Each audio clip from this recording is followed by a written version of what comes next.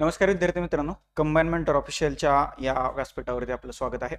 आपण polity round up 2025 पाहतोय. हे त्याच्यातलं शेवटचं आणि चौथं लेक्चर आहे. पाठीमागच्या 3 लेक्चरमध्ये आपण जवळजवळ 100+ प्रश्नांचं विश्लेषण पाहिलेलं आहे. आता जे काही राहिलेले आपले 40-50 प्रश्न आहेत, तर त्याचं विश्लेषण आपण याच्यामध्ये पाहणार आहोत. ही एक संभाव्य प्रश्नांची सिरीज आहे. असा माझं प्रेडिक्शन आहे की येणारी गट ब आणि गट क ची पूर्वपरीक्षा आहे, त्याच्यामधले पॉलिटीचे प्रश्न या सिरीज मधून कव्हर व्हायला पाहिजेत.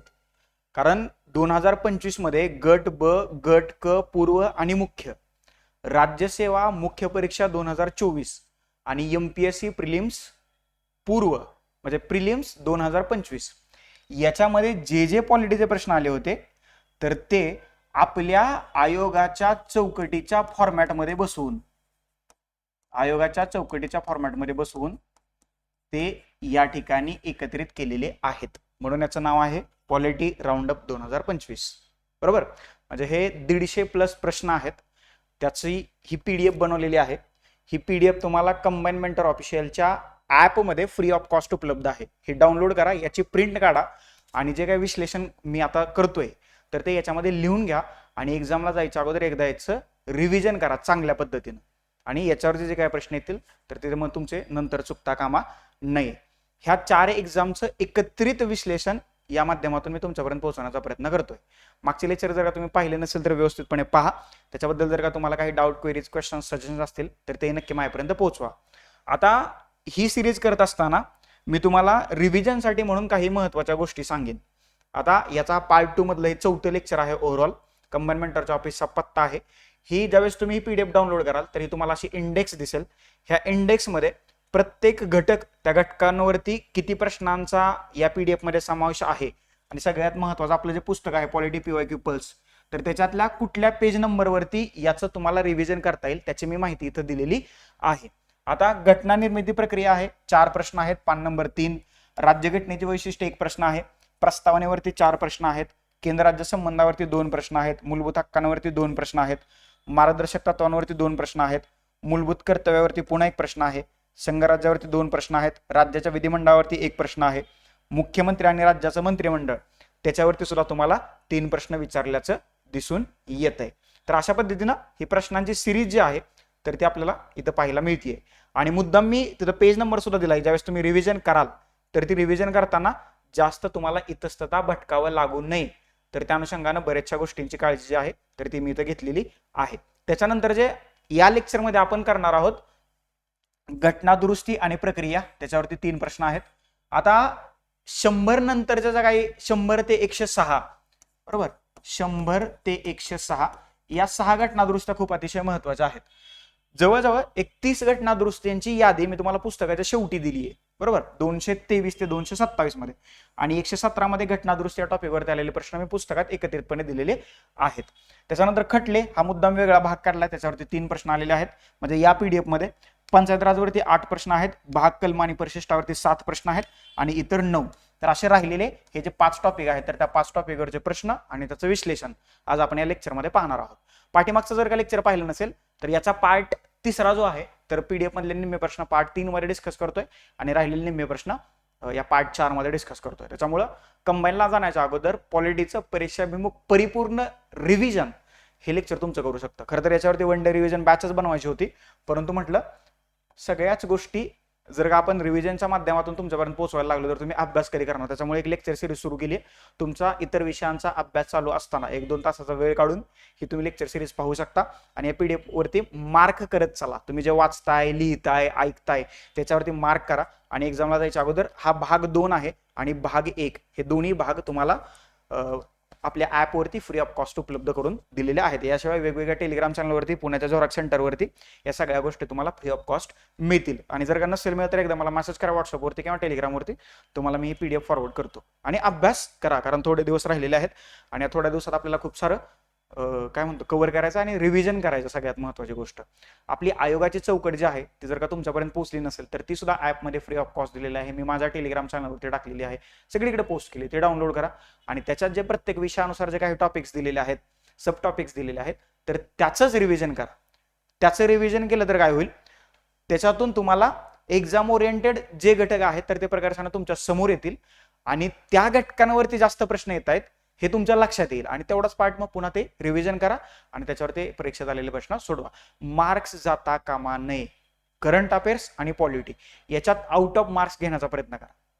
बरोबर, मॅथ्स रिझनिंग असेल, सायन्स असेल, इकॉनॉमिक्स असेल, याच्यामध्ये 19-20 होऊ शकतं, परंतु जे तुमचे स्ट्रॉंग पॉईंट आहेत ते अजून स्ट्रॉंग बनवा, जे वीक पॉईंट आहेत त्याला स्ट्रॉंग मध्ये कन्वर्ट करा आणि हे जर का गोष्टी व्यवस्थितपणे झाल्या तर तुम्हाला मेन्सला क्वालिफाय होण्यापासून कोणी रोखू शकणार नाही. राहिलेल्या वेळेत फक्त मल्टिपल टाइम रिव्हिजन्स आणि ज्या तुम्ही काही हँड रिटन नोट्स, काही क्वेश्चन्स पेपर सोडवले असतील, काही टेस्ट सिरीज लावले असतील त्याचं विश्लेषण तुम्ही वाचणं गरजेचं आहे. चलो सुरुवात करूया. आणि हे जे विश्लेषण आहे तर ते तुम्हाला कंबाईन मेंटर ऑफिशियलच्या टेलिग्राम चॅनलवरती अगदी किंवा युट्यूब चॅनलवरती तुम्हाला फ्री ऑफ कॉस्ट पाहायला उपलब्ध करून दिलेलं आहे. त्याच्यामुळे ते तुम्ही व्यवस्थितपणे पाहायचं आहे. ह्या पीडीएफ सुद्धा आपण मुद्दाम फ्री ऑफ कॉस्ट ठेवलेले आहेत, याच्यासाठी कुठलेही पैसे घेतलेले नाहीयेत. त्याच्यामुळे ऍपवरती जावा, डाउनलोड करा ऍप आणि पीडीएफ डाउनलोड करून त्याच्या प्रिंट काढा आणि मग तुम्ही 1 बाय 1 सोडवायला सुरुवात केलं तरी सुद्धा चालेल. हे राज्य विधिमंडळ वगैरे सगळ्या गोष्टी बघितल्यात, मुख्यमंत्री आणि राज्याचं मंत्रिमंडळ त्याच्यावरचे प्रश्न आपण पाहिलेले आहेत. आता आपण घटना दुरुस्ती आणि तिथून पुढचा जो टॉपिक आहे तर त्याच्याबद्दल आपण चर्चा करणार आहोत. ओके, मागच्या लेक्चरमध्ये हे सगळे इन डिटेलमध्ये पाहिले, नंतर तुम्ही म्हणाल फक्त तुम्ही स्क्रोल करायला लागलाय, नाही. चलो, घटना दुरुस्ती आणि प्रक्रिया. बरोबर, घटना दुरुस्ती म्हटल्यानंतर तुमच्या डोळ्यासमोर लगेच आर्टिकल 368 आला असेल आणि 368 म्हटल्यानंतर भाग 20 सुद्धा तुमच्या डोळ्यासमोर आलेला असेल. तर त्या अनुषंगानं राहिलेलं डिस्कशन, राहिलेली चर्चा आपण या पार्टमध्ये करणार आहोत, अगदी इन डिटेल, परीक्षाभिमुख, परिपूर्ण. आता घटना दुरुस्ती म्हटल्याबरोबर मी मागाशी म्हटल्याप्रमाणे आर्टिकल नंबर 368 राज्यघटनेचा भाग 20. बरोबर, आता ह्या एकाच कलमात, डेडिकेटेड कलम आहे घटना दुरुस्तीसाठी, 2 प्रकारे घटना दुरुस्ती करता येते असं सांगितलंय. ओव्हरऑल एकूण 3 प्रकारे घटना दुरुस्ती केली जाते. बरोबर, पण हे 2 प्रकार जे आहेत तर ते 368 मध्ये सांगितलेले आहेत. त्याच्यातला पहिला प्रकार आहे विशेष बहुमत, हे तुम्हाला माहितच असेल. हा पहिला प्रकार की जो 368 मध्ये नमूद आहे. आणि दुसरा प्रकार आहे विशेष बहुमत प्लस निम्म्या राज्यांची मान्यता, निम्म्या राज्यांची मान्यता. बरोबर, आणि असा एक प्रकार आहे की जो ह्या 368 मध्ये सांगितलेला नाहीये, तर तो प्रकार आहे साधं बहुमत.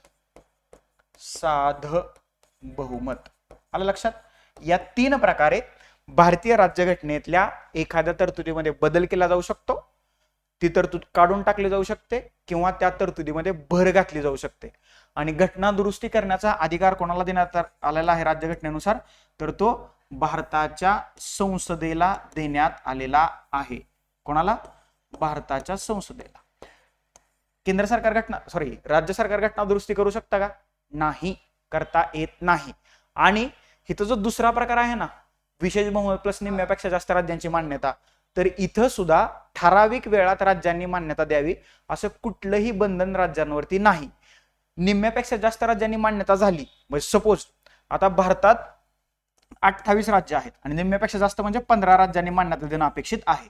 15 राज्यांनी मान्यता दिली आणि महाराष्ट्राची मान्यता अजून बाकी आहे, तरी ते महाराष्ट्राच्या मान्यतेसाठी थांबतील का? तर थांबणार नाहीत, कारण ऑलरेडी कोटा पूर्ण झालेला आहे. घटना दुरुस्ती विधेयकाबाबत राज्याच्या विधिमंडळाला कुठलाही अधिकार देण्यात आलेला नाही. फक्त मान्यतेची गरज असते. निम्म्यापेक्षा जास्त राज्यांची मान्यता झाली आणि एखादं राज्य मान्यता देण्या वाचून राहिलं तर त्याचा विचार केला जात नाही. घटना दुरुस्ती विधेयकाला राष्ट्रपतींनी मान्यता देणं राष्ट्रपतींवरती बंधनकारक करण्यात आलेलं आहे. आता ते कुठल्या घटना दुरुस्तीनुसार बंधनकारक करण्यात आले, कमेंट बॉक्समध्ये न विसरता कमेंट करा, कारण हे बऱ्याचशा वेळेला मी तुम्हाला एक्सप्लेन करताना बोललेलो आहे. ती घटना दुरुस्ती कोणती, कमेंट बॉक्समध्ये कमेंट करा. चलो, प्रश्न काय म्हणतो बघूया. भारतीय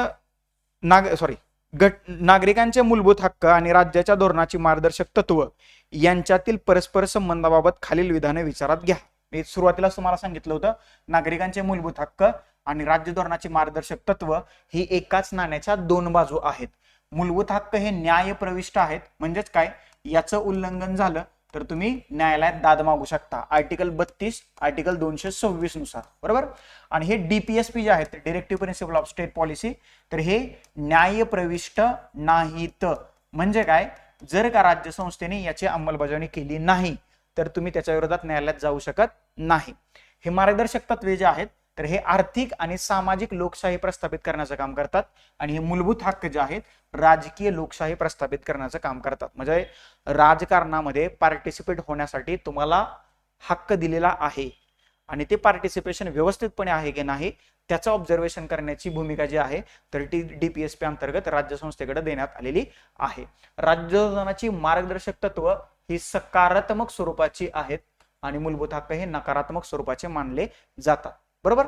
32 नुसार तुम्हाला सर्वोच्च न्यायालयात जाता येतं मूलभूत हक्कांचं उल्लंघन झालं तर, आणि 226 नुसार तुम्हाला उच्च न्यायालयात जाता येतं. हे मूलभूत हक्क आणि मार्गदर्शक तत्व. तर त्याच्याशी संबंधित हा त्यांनी प्रश्न डिझाईन केलेला आहे. आयोगाने हा प्रश्न कॅन्सल केलेला आहे हे लक्षात ठेवा. आता पहिला आपण विधान वाचूया. 26व्या घटना दुरुस्तीद्वारे मार्गदर्शक तत्वांना मूलभूत अधिकारांपेक्षा श्रेष्ठ स्थान देण्यात आलेलं आहे. ओके. तर 1971 मध्ये ही 26वी घटना दुरुस्ती करण्यात आलेली होती आणि या घटना दुरुस्तीनं ह्या मूलभूत अधिकारांनाच श्रेष्ठ स्थान दिलेलं आहे ना की मार्गदर्शक तत्वांना. त्याच्यामुळे हे विधान चुकीचं आहे. 42व्या घटना दुरुस्तीद्वारे मार्गदर्शक तत्वांना मूलभूत अधिकारांपेक्षा श्रेष्ठ स्थान देण्यात आलेलं आहे. हे विधान मात्र या ठिकाणी बरोबर आहे. 44व्या घटना दुरुस्तीद्वारे मार्गदर्शक तत्वांना मूलभूत अधिकारांपेक्षा श्रेष्ठ स्थान देण्यात आलेलं आहे. 44व्या घटना दुरुस्तीनं सुद्धा मूलभूत अधिकारांनाच श्रेष्ठ स्थान देण्यात आलेलं आहे. त्याच्यामुळं हे सुद्धा विधान चुकलं. आणि सगळ्यात महत्त्वाचं विधान आहे मूलभूत हक्कांचं उल्लंघन झाल्यास न्यायालयात दाद मागता येत नाही. म्हणजे चुकलं ना. आत्ताच मी सांगितलं कलम 32 नुसार तुम्हाला सर्वोच्च न्यायालयात जाता येतं आणि कलम 226 नुसार तुम्हाला उच्च न्यायालयात दाद मागता येते. आर्टिकल 32 याला राज्यघटनेचा आत्मा असं डॉक्टर बाबासाहेब आंबेडकरांनी संबोधलेला आहे. कारण जर का तुमचे मूलभूत हक्क तुम्हाला मिळाले नाहीत तर न्यायालयाचे दरवाजे कलम 32 नुसार तुमच्यासाठी उघडलेले आहेत. त्याच्यामुळे हे विधान चुकीचं आहे. परंतु मार्गदर्शक तत्व पाळली गेली नाही तर न्यायालयात दाद मागता येते. मी मगाशी सांगितलं मार्गदर्शक तत्व ही न्यायप्रविष्ट नाहीत. त्याचं अंमलबजावणी करणं हे राज्यसंस्थेवरती कंपल्सरी किंवा बंधनकारक करण्यात आलेलं नाहीये किंवा राज्यसंस्थेने जर का ते केलं नाही तर असं नाही म्हणू शकत की काय हे राज्यसंस्थेचं काम होतं केलं नाही आम्ही न्यायालयात चाललोय. नाही, असं राज्यघटनेत कुठलीही तरतूद करण्यात आलेली नाही आणि असं काही उत्तर नाहीये म्हणून हा प्रश्न केलाय स्लॅश हॅश केलाय हॅश. आलं लक्षात. त्याच्यामुळे हे लक्षात ठेवा. 26वी घटना दुरुस्ती जी होती 1971 ची तर या घटना दुरुस्तीनं भारतातील जे संस्थानिक होते किंवा त्या संस्थानिकांना मिळणारे तनखे म्हणजे ते पगार वगैरे सॅलरी वगैरे ती जी गव्हर्नमेंट ऑफ इंडियाच्या तिजोरीतून जात होती ते तनखे किंवा ती सॅलरी आणि त्यांना काही विशेष अधिकार होते तर ते रद्द केलेले आहेत 26व्या घटना दुरुस्तीनं. बरोबर. आता सगळ्यात महत्वाची गोष्ट म्हणजे 24 ते 27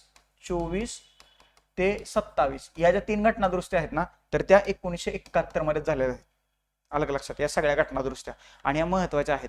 24व्या घटना दुरुस्तीनं घटना दुरुस्ती विधेयकाला मान्यता देणं राष्ट्रपतींवरती कंपल्शन केलंय किंवा बंधनकारक करण्यात आले. 1971 ची घटना दुरुस्ती, 26वी घटना दुरुस्ती आणि 27व्या घटना दुरुस्ती या तिन्ही घटना दुरुस्त्या 1971 मध्येच करण्यात आलेल्या आहेत आणि बऱ्याचशा महत्वाच्या घडामोडी या घटना दुरुस्तीच्या माध्यमातून गव्हर्नमेंट ऑफ इंडियाने संसदेने घडवलेला आपल्याला दिसतंय. त्याच्यामुळे हा प्रश्न कॅन्सल झालाय. अजून एक तुम्हाला याच्यावरती प्रश्न बनू शकतो. घटना दुरुस्तीची प्रक्रिया भारतीय राज्यघटनेत खालीलपैकी कुठल्या राज्यघटनेतून स्वीकारलेली आहे असा जर का प्रश्न विचारला तर डोळे झाकून त्या प्रश्नाचं उत्तर लिहायचं दक्षिण आफ्रिकेच्या राज्यघटनेतून ही तरतूद आपण स्वीकारलेली आहे. भारतीय राज्यघटनेच्या कलम 368 मध्ये ह्या घटना दुरुस्तीबद्दलची प्रक्रिया नमूद करण्यात आलेली आहे आणि याचा जर का भाग विचारला तर भाग 20 मध्ये ही तरतूद आहे. समजला. संपला प्रश्न. चलो हा प्रश्न हॅश केलाय त्याचं उत्तर मी तुम्हाला सांगितले का चुकीचा आहे तो. पुढचा प्रश्न हा सुद्धा घटना दुरुस्तीवरचाच हा प्रश्न आहे. बघा काय म्हणतोय. प्रश्न नीट वाचा. प्रश्न नीट वाचणं गरजेचं आहे आणि योग्य अयोग्य चूक बरोबर याच्यात आपल्याला पुढे जायचं आहे. भारतीय संविधानातील दुरुस्ती संदर्भात खालील विधानं किंवा विधाने वाचा म्हटले. कशाबद्दल? संविधानातील दुरुस्तीबाबत म्हणजेच घटना दुरुस्तीबाबत. पहिलं काय आहे?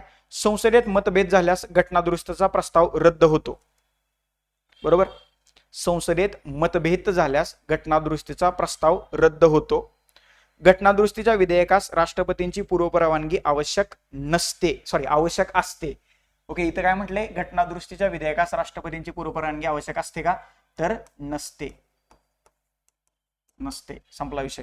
त्याच्यानंतर घटनादुरुस्ती विधेयकाला मान्यता देण्यासाठी राज्य विधिमंडळावर वेळेचं बंधन आहे. आता मगाशी सांगितले घटनादुरुस्तीच्या बाबतीत राज्याच्या विधिमंडळाची भूमिका 0% आहे. ओके, तर त्याच्यावरती राज्य विधिमंडळावरती कोणत्याही वेळेचं बंधन नसतं, हे लक्षात ठेवा. दिले तर ठीक, नाही दिले तर ठीक. त्याच्यानंतर घटनादुरुस्ती विधेयकाबाबत राष्ट्रपतींना नकाराधिकार नाही, हे विधान बरोबर आहे आणि हे विधान बरोबर आहे. जर का कलम 368 नुसार घटनादुरुस्तीचा एखादा प्रस्ताव संसदेत मांडला आणि त्याच्याबद्दल जर का गदारोळ निर्माण झाला तर हा प्रस्ताव रद्द होतो आणि नव्यानं तो प्रस्ताव मांडला जातो. कारण धन विधेयक आणि घटनादुरुस्ती विधेयकासाठी संयुक्त बैठकीची तरतूद नाही, हे लक्षात ठेवा. तुम्हाला असाही प्रश्न विचारला जाऊ शकतो, खालील कोणत्या 2 घटकांसाठी संयुक्त बैठकीची तरतूद करण्यात आलेली नाही? तर पहिला आहे घटनादुरुस्ती विधेयक आणि दुसरा आहे धन विधेयक. कलम 108 मध्ये संयुक्त बैठकीची तरतूद करण्यात आलेली आहे, हेही लक्षात ठेवा. बरोबर. आणि इथं घटनादुरुस्तीचे विधेयकास राष्ट्रपतीची पूर्वपरवानगी आवश्यक असते का? तर नसते. परंतु घटनादुरुस्ती विधेयकाला मान्यता देणं 24व्या घटनादुरुस्तीने मात्र कंपल्सरी करण्यात आलेलं आहे. ती त्यांना मान्यता द्यावीच लागते. पुढे घटनादुरुस्ती विधेयकाला मान्यता देण्यासाठी राज्य विधिमंडळावर वेळेचं बंधन नसतं. त्यांनी दिले तर ठीक, नाही दिले तर ठीक. तर अ आणि ड हे 2 पर्याय बरोबर आहेत, ब आणि क चुकीचं आहे. तर आपल्या प्रश्नाचं उत्तर आहे पर्याय क्रमांक 1, अ आणि ड बरोबर आहेत, ब आणि क चुकीचं आहे. तर 1 पर्याय बरोबर आहे. घटनादुरुस्तीच्या अनुषंगानं अशा पद्धतीचे प्रश्न कंबाईनला येणं थोडंसं कठीण आहे, कारण हा अवघड कॅटेगरीतला मॉडरेट लेवलचा प्रश्न आहे. परंतु याच्यावरच एक सेंटेन्स उचलून प्रश्न बनू शकतो. आता बघा, राज्य विधिमंडळ हा आपल्या चौकटीचा भाग आहे. ते असेही म्हणतील म्हणजे 2 विधेयक जर का त्यांनी बाजूला काढली राज्य विधिमंडळाशी संबंधित, तर हे त्याच्यामध्ये एक जर का विधान असलं तर याच्याबद्दल तुम्हाला आश्चर्य वाटायला नको. म्हणजेच काय, घटनादुरुस्ती विधेयकाला मान्यता देण्यासाठी राज्य विधिमंडळावर वेळेचं बंधन आहे का? तर वेळेचं बंधन नाही. घटनादुरुस्ती करण्यामधला जो तिसरा प्रकार आहे संसदेचं विशेष बहुमत प्लस निम्म्यापेक्षा जास्त राज्यांची मान्यता, तर विधेयक ज्यावेळेस मान्यतेसाठी राज्यांकडे येतं तर कुठलंही बंधन किती वेळात मान्यता द्यावी असं राज्य विधिमंडळावरती नाही. ज्या वेळेस ह्या राज्यांच्या मान्यतेबद्दल चर्चा चालू होती तर असं घटनाकर्त्याचं मत होतं की याला 30 दिवस किंवा 90 दिवस असा काहीतरी ड्युरेशन द्यावं, परंतु ते नंतर कॅन्सल झालं. त्याच्यामुळं किती वेळात मान्यता द्यावी असं कुठलंही बंधन राज्याच्या विधिमंडळावरती राज्यघटनेनुसार सध्या तरी घातल्यात आलेलं नाहीये. भविष्यात होऊ शकतं, कारण लवकर केंद्र सरकारला एखादं विधेयक जर का पारित करायचं असेल तर त्या अनुषंगानं त्यांना बऱ्याचशा गोष्टी कराव्या लागू शकतात, त्याच्यामुळं ते होऊ शकतं. परंतु सध्या अशी कुठलीही तरतूद राज्याच्या विधिमंडळात आपल्याला झाल्याची किंवा केल्याची दिसून येत नाही. हे थोडंसं तुम्ही व्यवस्थितपणे लक्षात घ्या. ओके, चलो पुढचा प्रश्न बघा काय म्हणतोय. हा प्रश्न समजला तुम्हाला? यस, चलो पुढे जाऊया. 2002 ची 86वी घटना दुरुस्ती आहे आणि त्या अनुषंगानं हा प्रश्न इथं विचारलेला आहे. 2002च्या 86व्या घटना दुरुस्ती विधेयकाद्वारे खालीलपैकी कोणती तरतूद करण्यात आलेली नाही म्हटले त्यांनी. ओके, आता ही 86वी घटना दुरुस्ती म्हटलं की तुमच्या डोळ्यासमोर शिक्षणाबद्दलच्या तरतुदी आलेल्या असतील. एज्युकेशन 14 वर्ष वयापर्यंतच्या बालकांसाठी तर कुठली तरतूद करण्यात आलेली नाही म्हटले त्यांनी. नाही. आधी तुम्हाला माहित पाहिजे की 86वी घटना दुरुस्ती आहे कशा संबंधी. बरोबर, 86व्या घटना दुरुस्तीनं मूलभूत हक्क, ओके, मार्गदर्शक तत्व आणि मूलभूत कर्तव्य या तिन्ही गोष्टींमध्ये बदल केलेले आहेत किंवा या तिन्ही घटकांमध्ये काहीतरी ऍड केलेलं आहे, तरतुदी ऍड केलेल्या आहेत. त्याच्यामुळे 86वी घटना दुरुस्ती महत्वाची आहे. बघा, पहिलं विधान काय आहे?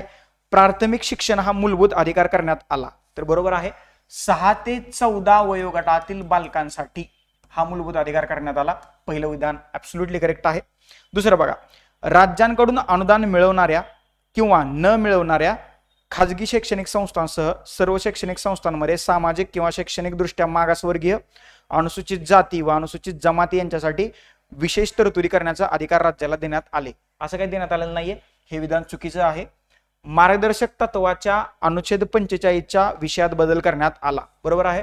राज्य धोरणाची मार्गदर्शक तत्व जी होती त्याच्यामध्ये कलम 45च्या विषयात बदल करण्यात आला आणि 6 वर्ष पूर्ण होईपर्यंत मुलांना प्राथमिक शिक्षण देण्याची जबाबदारी राज्य संस्थेची असेल अशी तरतूद जी आहे तर या ठिकाणी करण्यात आलेली आहे. ती जबाबदारी कोणाकडे असेल? ती जबाबदारी राज्य संस्थेकडे असेल. चौथं विधान वाचा. अनुच्छेद 51A हे काय आहे? मूलभूत कर्तव्य आहे. मूलभूत कर्तव्य आहे. तर त्याच्यामध्ये काय केले बघा, एका मूलभूत कर्तव्याचा नव्याने समावेश करण्यात आलेला आपल्याला दिसतोय. आणि ते मूलभूत कर्तव्य म्हणजे 11वं मूलभूत कर्तव्य काय सांगते? 14 वर्ष वयापर्यंतच्या मुलांना प्राथमिक शिक्षण देणं ही त्यांच्या पालकांची, बरोबर, किंवा आई वडिलांचं कर्तव्य आहे 51A नुसार. आणि हे मूलभूत कर्तव्य जे आहे 11वं ते 86वी घटना दुरुस्ती 2002 नुसार राज्यघटनेमध्ये ऍड करण्यात आलेलं आहे. समजलं? ह्याच 86व्या घटना दुरुस्तीनं फंडामेंटल राईट्स मध्ये हे बघा मूलभूत हक्क केला. त्याच्यानंतर डीपीएसपी मध्ये अलग लक्षात घ्या, डीपीएसपी कलम 45 मध्ये बदल केला आणि फंडामेंटल ड्युटीज मध्ये 11वं कर्तव्य ऍड करण्यात आलेलं आहे. तुम्हाला प्रश्न विचारला जाऊ शकतो की 2002च्या 86व्या घटना दुरुस्तीनुसार खालीलपैकी कुठल्या राज्यघटनेच्या घटकात बदल केलेला नाही? आता बदल केलेला नाही याचं जर का तुम्हाला उत्तर द्यायचं असेल तर कशा कशात बदल केला हे तुम्हाला माहित पाहिजे. तर या 3 घटकात बदल केला, फंडामेंटल राईट्स, डीपीएसपी आणि फंडामेंटल ड्युटीज. आणि ते म्हणतील मग घटना दुरुस्तीची प्रक्रिया, तर ते ऑड मान इव्हन ते बाजूला काढायचं. समजलं? हे एवढं सोपं आहे. चलो पुढे जाऊया. या प्रश्नाचं उत्तर आहे पर्याय क्रमांक 2. इथपर्यंत समजलं असेल, काही डाऊट असायला नको. पुढे जाऊया. खटले. सुप्रीम कोर्टात जे काही महत्वाचे खटले उभा राहिले आणि त्या महत्वाच्या खटल्यांचा निर्णय देताना भारताच्या सर्वोच्च न्यायालयानं काही तरतुदी, काही शिफारशी, काही अटी ज्या आहेत तर त्या देशासमोर ठेवलेल्या आहेत. आर्टिकल 21 संबंधित म्हणजे आर्टिकल 21 राईट टू लाईफ हे जे आर्टिकल आहे तर राज्यघटनेचं अतिशय महत्वाचं असणारं आर्टिकल आहे, बरोबर.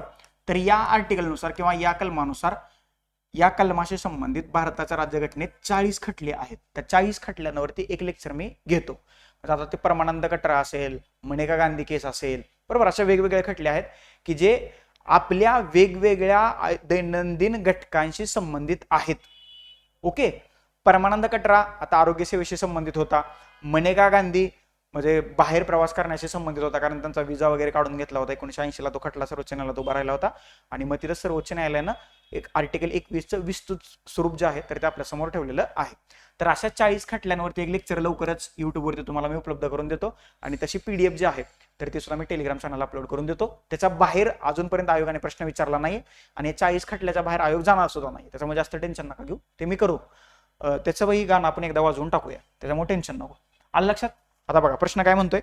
पुढीलपैकी कोणत्या खटल्याच्या निकालात न्यायालयीन पुनर्विलोकन हे भारतीय संविधानाचं मूलभूत वैशिष्ट्य असल्याचं म्हटलं आहे?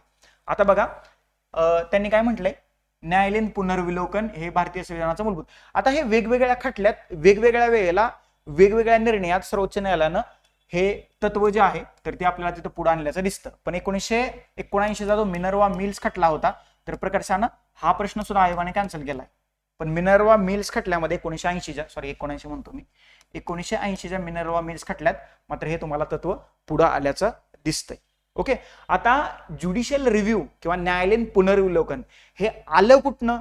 तर हे अमेरिकेच्या सर्वोच्च न्यायालयामध्ये एक खटला चालू होता, मार्बरी वर्सेस मॅडिसन 1803 मध्ये. तर त्या खटल्याचा निकाल देताना त्या सर्वोच्च न्यायालयाच्या न्यायाधीशांनी ही ज्युडिशियल रिव्ह्यूची संकल्पना तिथं वापरली 1803 मध्ये आणि त्यावेळेसपासून मग भारताच्या राज्यघटनेमध्ये सुद्धा ही कल्पना स्वीकारलेली आहे. ज्युडिशियल रिव्ह्यू म्हणजे काय? एखादा नियम किंवा एखादा कायदा जर का संसदेनं पारित केला किंवा कायदेमंडळानं पारित केला तर तो राज्यघटनेला अनुसरून आहे की नाही हे चेक करण्याचा अधिकार सर्वोच्च न्यायालयाला आहे. त्यालाच काय म्हटलं जातं? Judicial review. रिव्ह्यू म्हणजे काय? तपासून पाहणं किंवा चेक करणं. म्हणजे उगाच उद्या संसद किंवा कायदेमंडळ उठून एखादा कायदा करेल की ज्या कायद्यानं किंवा ज्या नियमानं ज्या अटीनं नागरिकांच्या मूलभूत हक्कांचं उल्लंघन होऊ शकतं किंवा राज्यघटनेच्या बेसिक स्ट्रक्चरला धक्का पोहोचू शकतो, मग त्याचा रिव्ह्यू होणं गरजेचं आहे की नाही? तर त्याचा रिव्ह्यू करणं गरजेचं आहे. आणि हा रिव्ह्यू करण्याचा अधिकार कोणाला आहे? भारताच्या सर्वोच्च न्यायालयाला. ज्युडिशियल रिव्ह्यू, ज्युडिशियल ऍक्टिव्हिजम आणि ज्युडिशियल ओव्हररीच या 3 वेगवेगळ्या कन्सेप्ट आहेत, बरोबर. ज्युडिशियल ऍक्टिव्हिजम म्हणजे काय की एखादी व्यक्ती आपली केस न्यायालयात दाखल करण्यासाठी इलिजिबल नसेल तर मग स्वतः सर्वोच्च न्यायालय किंवा उच्च न्यायालय तसा खटला दाखल करून घेतं. ह्याला ज्युडिशियल ऍक्टिव्हिजम म्हणतात. 1980च्या दशकात ही कन्सेप्ट बाहेर आलेली आहे, संकल्पना बाहेर आलेली आहे. ज्युडिशियल ओव्हररीच म्हणजे काय? राज्य विधिमंडळानं असेल किंवा सर्वोच्च न्यायालयात किंवा संसदेनं एखादी गोष्ट करण्या अगोदर सर्वोच्च न्यायालयाने जर का ती गोष्ट केली तर त्याला ज्युडिशियल ओव्हररीच म्हणतात. म्हणजे कायदे करण्याचं काम जे आहे तर ते सर्वोच्च कायदे मंडळाचं आहे. आणि एखादा कायदा जर का सर्वोच्च न्यायालयानेच केला की असं असं हे आहे, आम्हाला हे असं वाटतंय, तर ते कायदे मंडळाच्या वरचं ठरलं ना न्यायालय, तर त्याला ज्युडिशियल ओव्हररीच म्हणतात. ह्या 3 कन्सेप्ट वेगवेगळे आहेत: ज्युडिशियल रिव्ह्यू, ज्युडिशियल ऍक्टिव्हिजम आणि ज्युडिशियल ओव्हररीच. ओके, हे थोडंसं लक्षात ठेवा. आणि मग PIL आलं, पब्लिक इंटरेस्ट लिटिगेशन. म्हणजे काय, आता मी आणि दुसरा कोणतरी व्यक्ती आहे, ओके, आणि दुसरा व्यक्ती माझ्या विरोधात केस करायला सर्वोच्च न्यायालयात किंवा उच्च न्यायालयात जाऊ शकत नाही, तर त्याच्याकडून सोसायटीनं जर का PIL, पब्लिक इंटरेस्ट लिटिगेशन, न्यायालयात दाखल केली तर त्या व्यक्तीतर्फे हे लोकच लढतात किंवा सर्वोच्च न्यायालय त्याची बाजू मांडतं किंवा उच्च न्यायालय त्याची बाजू मांडतं, तर याला पब्लिक इंटरेस्ट लिटिगेशन असं म्हटलं जातं. जनहित याचिका असं सुद्धा त्याला मराठीमध्ये म्हटलं जातं.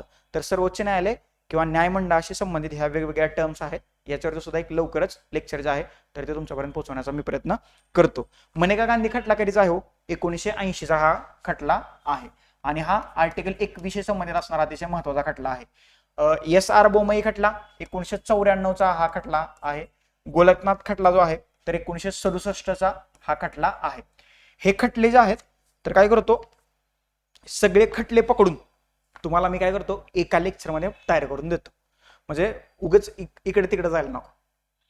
ओके, सगळ्यात महत्वाची गोष्ट म्हणजे ज्याच्यावरती प्रश्न विचारणं अपेक्षित होतं तर ते कलम 21 शी संबंधित जेवढे खटले आहेत ते सगळे तुम्हाला एकत्रित मी देतो. आणि फंडामेंटल राईट्स वर्सेस DPSP हा जो वाद आहे किंवा विवाद आहे किंवा हा जी चर्चा आहे, हा जो डिस्कोर्स आहे, याच्याशी संबंधित काही खटले आहेत. त्याच्यातलं चंपकम दोराईजा खटला 1951चा आहे, गोलकनाथ खटला आहे 1967, मिनर्वा मिल्स खटला आहे 1980चा आणि केशवानंद भारती खटला आहे 1973चा. तर हे जे 4 महत्वाचे खटले आहेत फंडामेंटल राईट्स वर्सेस DPSP संबंधितले, तर ते सुद्धा मी तुम्हाला एका वेगळ्या लेक्चरमध्ये कव्हर करण्याचा प्रयत्न करतो. कारण याच्यावर जर का बोलत बसलं या खटल्यांवरती, हे 4 महत्वाचे खटले आणि आता मी महत्वाचे 4 सांगितलेले खटले असे 8 खटले महत्वाचे आहेत आणि कलम 21 संबंधित 40 खटले, तर ते मी तुम्हाला एका लेक्चरमध्ये मांडून देतो आणि त्याचंच फक्त रिव्हिजन करा. ओके, किंवा मी एक PDF सुद्धा अपलोड करून देतो, बघू काय होतं. एवढं लेक्चर संपल्यानंतर त्याच्यावरती मी कार्यवाही सुरू करतो आणि एक्झामच्या अगोदर तुमच्यापर्यंत काहीतरी पोहोचवण्याचा प्रयत्न निश्चितपणेच मी करेन. पुढचा प्रश्न काय म्हणतोय बघा, मनेका गांधी विरुद्ध भारतीय सरकार किंवा भारत सरकार या खटल्यात सर्वोच्च न्यायालयाने अनुच्छेद 21चा व्यापक व विस्तृत अर्थ लावला, ज्यामुळे अनुच्छेद 21 वरील निवाड्याचे खालीलपैकी कोणते परिणाम झाले. बरोबर, काय परिणाम झाला म्हणजे 1980ला या मनेका गांधी बाहेरच्या देशात चालल्या होत्या, यांचा व्हिसा काढून घेतला आणि यांना बाहेरच्या देशात जाण्यावरनं बंदी घातली. मनेका गांधी म्हणजेच मागच्या मोदी मंत्रिमंडळात ह्या महिला आणि बालविकास मंत्री होत्या, आता यांच्याकडे कुठलंही खातं नाही. तर हा खटला आर्टिकल 21 संबंधित असणारा अतिशय महत्वाचा खटला आहे आणि याच खटल्यात व्यापक आणि विस्तृत अर्थ लावलाय आर्टिकल 21 संबंधित तरतुदींचा, हे लक्षात ठेवा. त्याच्यामुळं मूलभूत हक्क आणि कलम 21 म्हटलं की मनेका गांधी खटला तिथं येतोच येतो. तर काय झाले किंवा काय परिणाम झालेले आहेत असा त्यांनी प्रश्न विचारलाय. काय झाले बघू आपण. सर्वोच्च न्यायालयाने गोपालन खटल्यातील स्वतःचा निकाल अग्राह्य ठरवला. म्हणजेच काय, हा जो गोपालन खटला होता ना, हा गोपालन खटला 1967 मध्ये सर्वोच्च न्यायालयात उभा राहिलेला होता. कधी? 1967ला. आणि या गोपालन खटल्यामध्ये ह्या राईट टू लाईफ वरती आर्टिकल 21 वरती काही निर्बंध घातलेले होते. ओके, आणि मनेका गांधी खटल्यांमध्ये 1980ला म्हणजे जवळजवळ 20 वर्षांनी या खटल्यात घातलेले निर्णय ह्या मनेका गांधी खटल्यात काढून टाकले. म्हणजे काय, सर्वोच्च न्यायालयानं 20 वर्षापूर्वी दिलेला निर्णय 20 वर्षानंतर बदलला. त्याच्यामुळे पहिलं विधान या ठिकाणी बरोबर आहे. त्याच्यानंतर पुढे जाऊया. सर्वोच्च न्यायालयाने कायद्याची योग्य पद्धत ही अमेरिकन संकल्पना स्वीकृत केली. म्हणजेच काय, ड्यू प्रोसेस ऑफ लॉ ही अमेरिकन कन्सेप्ट जी आहे तर आपण या ठिकाणी स्वीकारलेली आहे, हे सुद्धा बरोबर आहे. अनुच्छेद 21 मधील व्यक्तिगत स्वातंत्र्य या संज्ञेचा अर्थ अत्यंत व्यापक व विस्तृत असून त्यामध्ये व्यक्तिगत स्वातंत्र्याचा भाग असलेल्या विविध हक्कांचा समावेश होतो, हे सुद्धा स्वीकारलेलं आहे. तर हे सुद्धा विधान या ठिकाणी बरोबर आहे. म्हणजे पर्याय क्रमांक 4 जे आहे तर ते आपल्या प्रश्नाचं उत्तर आहे. ड्यू प्रोसेस ऑफ लॉ आणि प्रोसिजर इस्टॅब्लिश्ड बाय लॉ, ब्रिटनची कन्सेप्ट आणि अमेरिकेची कन्सेप्ट याच्यावरती कंबाईनला प्रश्न अजून तरी विचारलेला नाहीये, भविष्यात विचारला जाऊ शकतो. ओके, म्हणजे हा जो 1967चा गोलकनाथ खटला जो होता, तर त्या खटल्यात सर्वोच्च न्यायालयानं काय म्हटलं होतं माहिती आहे का? डीपीएसपीची म्हणजे राज्याच्या मार्गदर्शक तत्वांची अंमलबजावणी करताना बाय चान्स जर का मूलभूत हक्कांचं उल्लंघन झालं तर ते ठीक आहे, ते होऊ शकतं मूलभूत हक्कांचं उल्लंघन, असं गोलकनाथ खटल्यात सर्वोच्च न्यायालयानं गोपालन खटल्यात सर्वोच्च न्यायालयानं मत मांडलं होतं. म्हणजेच काय, तिथं मूलभूत हक्कांचा संकोच करण्यात आलेला होता. आणि पुन्हा मग 20 वर्षांना सर्वोच्च न्यायालय म्हटलं नाही नाही, आम्ही जो मागे निकाल दिला होता तो चुकीचा आहे. आणि मनेका गांधी खटल्यामध्ये ह्या आर्टिकल 21चा विस्तृत आणि व्यापक अर्थ तिथं आपल्याला लावल्याचं दिसतंय. आणि तिथं असं सांगितलं की डीपीएसपीची अंमलबजावणी करताना मूलभूत हक्कांवरती निर्बंध किंवा त्याचं आकुंचन किंवा त्याच्यावरती निर्बंध येता कामा नये. पर्याय क्रमांक 4 या ठिकाणी या प्रश्नाचं योग्य उत्तर आहे. समजलं इथपर्यंत? पुढे जाऊया. पुढचा प्रश्न, हा एक थोडा इंटरेस्टिंग प्रश्न आहे आणि मग पंचायत सुरू होते. शाश्वत विकासाचा सिद्धांत सर्वोच्च न्यायालयाने खालीलपैकी कोणत्या प्रकरणात सर्वप्रथम लागू केला? म्हणजे सस्टेनेबल डेव्हलपमेंट. ओके, शाश्वत विकासाचा सिद्धांत कुठं? तर याचं उत्तर आहे पर्याय क्रमांक 4 वेल्लोरचे नागरिक खटला. हा जो खटला आहे 1996 मध्ये सर्वोच्च न्यायालयात उभा राहिलेला होता. तमिळनाडू मधलं एक शहर आहे आणि या शहरात प्रदूषणाशी संबंधित काही समस्या होत्या आणि त्याच्यामुळे या शहराच्याच नावानं हा खटला सर्वोच्च न्यायालयात उभा राहिलेला होता. म्हणजेच काय, पोल्युटर पेज, म्हणजे ज्यांनी प्रदूषण केलंय तर त्यांनीच त्याची भरपाई सुद्धा दिली पाहिजे. आलं का लक्षात? पोल्युटर पेज अशी एक कन्सेप्ट बाहेर आली तर ती या खटल्यात मांडली होती. म्हणजेच काय, सस्टेनेबल विकास जर का करायचा असेल, शाश्वत विकास जर का करायचा असेल तर ज्यांनी नुकसान केलंय तर त्यांनी त्याची भरपाई सुद्धा दिली पाहिजे, असा निकाल या खटल्यात दिलेला आहे. Okay, that's it. तमिळनाडू राज्यातला हे वेल्लोर शहर आहे. 1996 मध्ये हा खटला सर्वोच्च न्यायालयात उभा राहिला होता. पर्याय क्रमांक 4 या ठिकाणी या प्रश्नाचं उत्तर आहे. समजलं? इथपर्यंत हे खटले संपलेले आहेत. आता आपला पुढचा आणि आवडीचा टॉपिक पंचायती राज. मागच्या लेक्चर नंबर 2 मध्ये मी पंचायती राज मधल्या 73 आणि 74व्या घटना दुरुस्तीमध्ये बद्दल इन डिटेल मध्ये माहिती दिलेली आहे.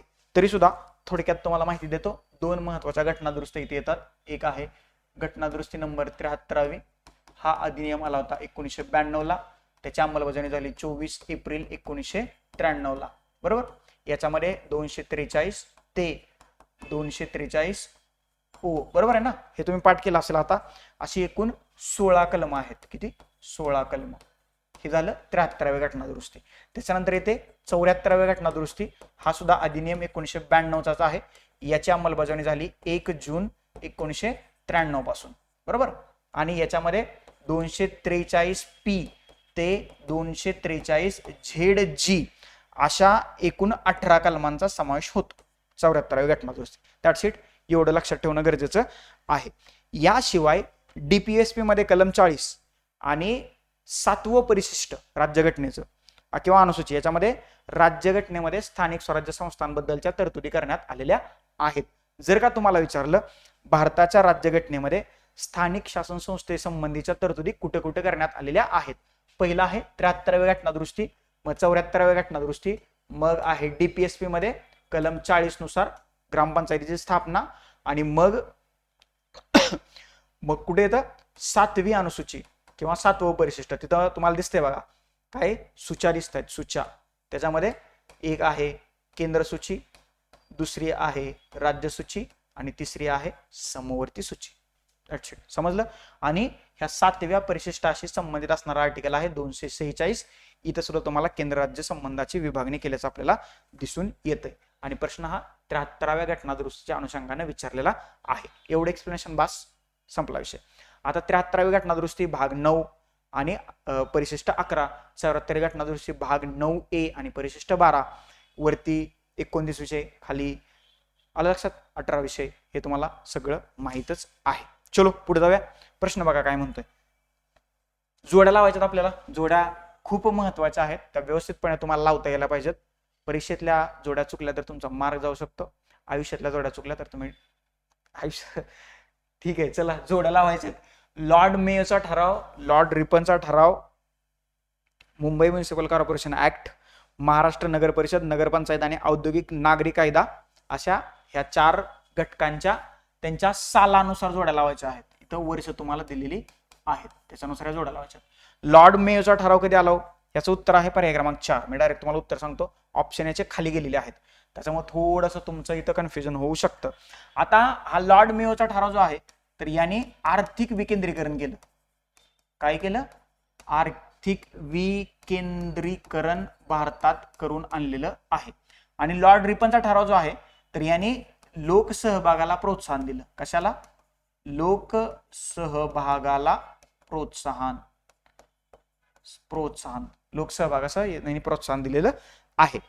बरोबर. आता व्हाईस रॉय लॉर्ड रिपन होता.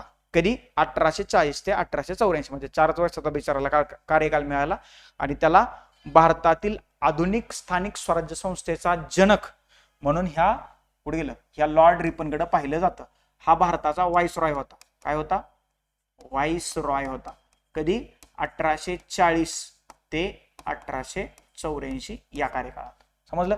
आणि त्याच्याच अनुषंगानं हा जोड्याला होता. एक्सप्लेनेशन पास होता. डायरेक्ट उत्तरावरती येऊ तर याचं उत्तर आहे लॉर्ड मेयोचा ठराव जो आहे तर लॉर्ड मेयोचा ठराव कधी गेला? 1870 ला आला.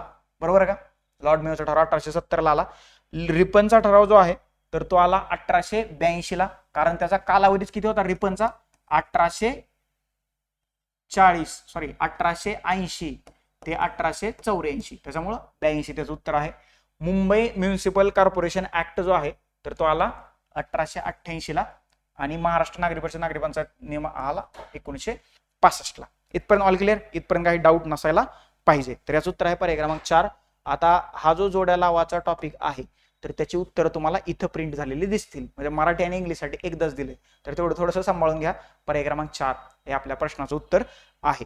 ज्यावेळेस तुम्ही घटनादुरुस्तीचा अभ्यास करता सगळ्यात महत्वाची घटनादुरुस्ती आहे 73वी. याच्यातलं सगळ्यात महत्वाचं आहे ग्रामप्रशासन. तेवढंच करा. याच्यातल्या ज्या ग्राम विकास समिती आहेत तर टेस्ट सिरीजला त्याच्यावरती प्रश्न होता. तुम्ही त्या ग्राम विकास समित्या त्याच्याबद्दलच्या तरतुदी, किती महिला सदस्य असतात, किती पुरुष सदस्य असतात, सरपंच काय करतो, उपसरपंच काय करतो, ग्रामसेवक काय करतो, तर याच्यातली माहिती तुम्हाला तिथं असायला पाहिजे. त्याच्यावरती आयोगाने प्रश्न विचारलेले आहेत. 74व्या घटनादुरुस्तीच्या अनुषंगानं जास्त गोष्टी करू नका. कारण सध्या म्हणजे महानगरपालिकेच्या निवडणुका चर्चेत आहेत आणि ग्रामपंचायतीच्या पण निवडणुका चर्चेत आहेत. त्याच्यामुळे 74वी घटनादुरुस्ती सुद्धा थोडी चर्चेत आहे. वरवरचं बघून घ्या. किती प्रकारच्या स्थानिक स्वराज्य संस्था असतात तर त्या 8 प्रकारच्या असतात. त्या कोणत्या असतात, कुठं होतात, लोकसंख्येचा क्रायटेरिया काय आहे, एवढ्याच वरच्या गोष्टी पाहून घ्या.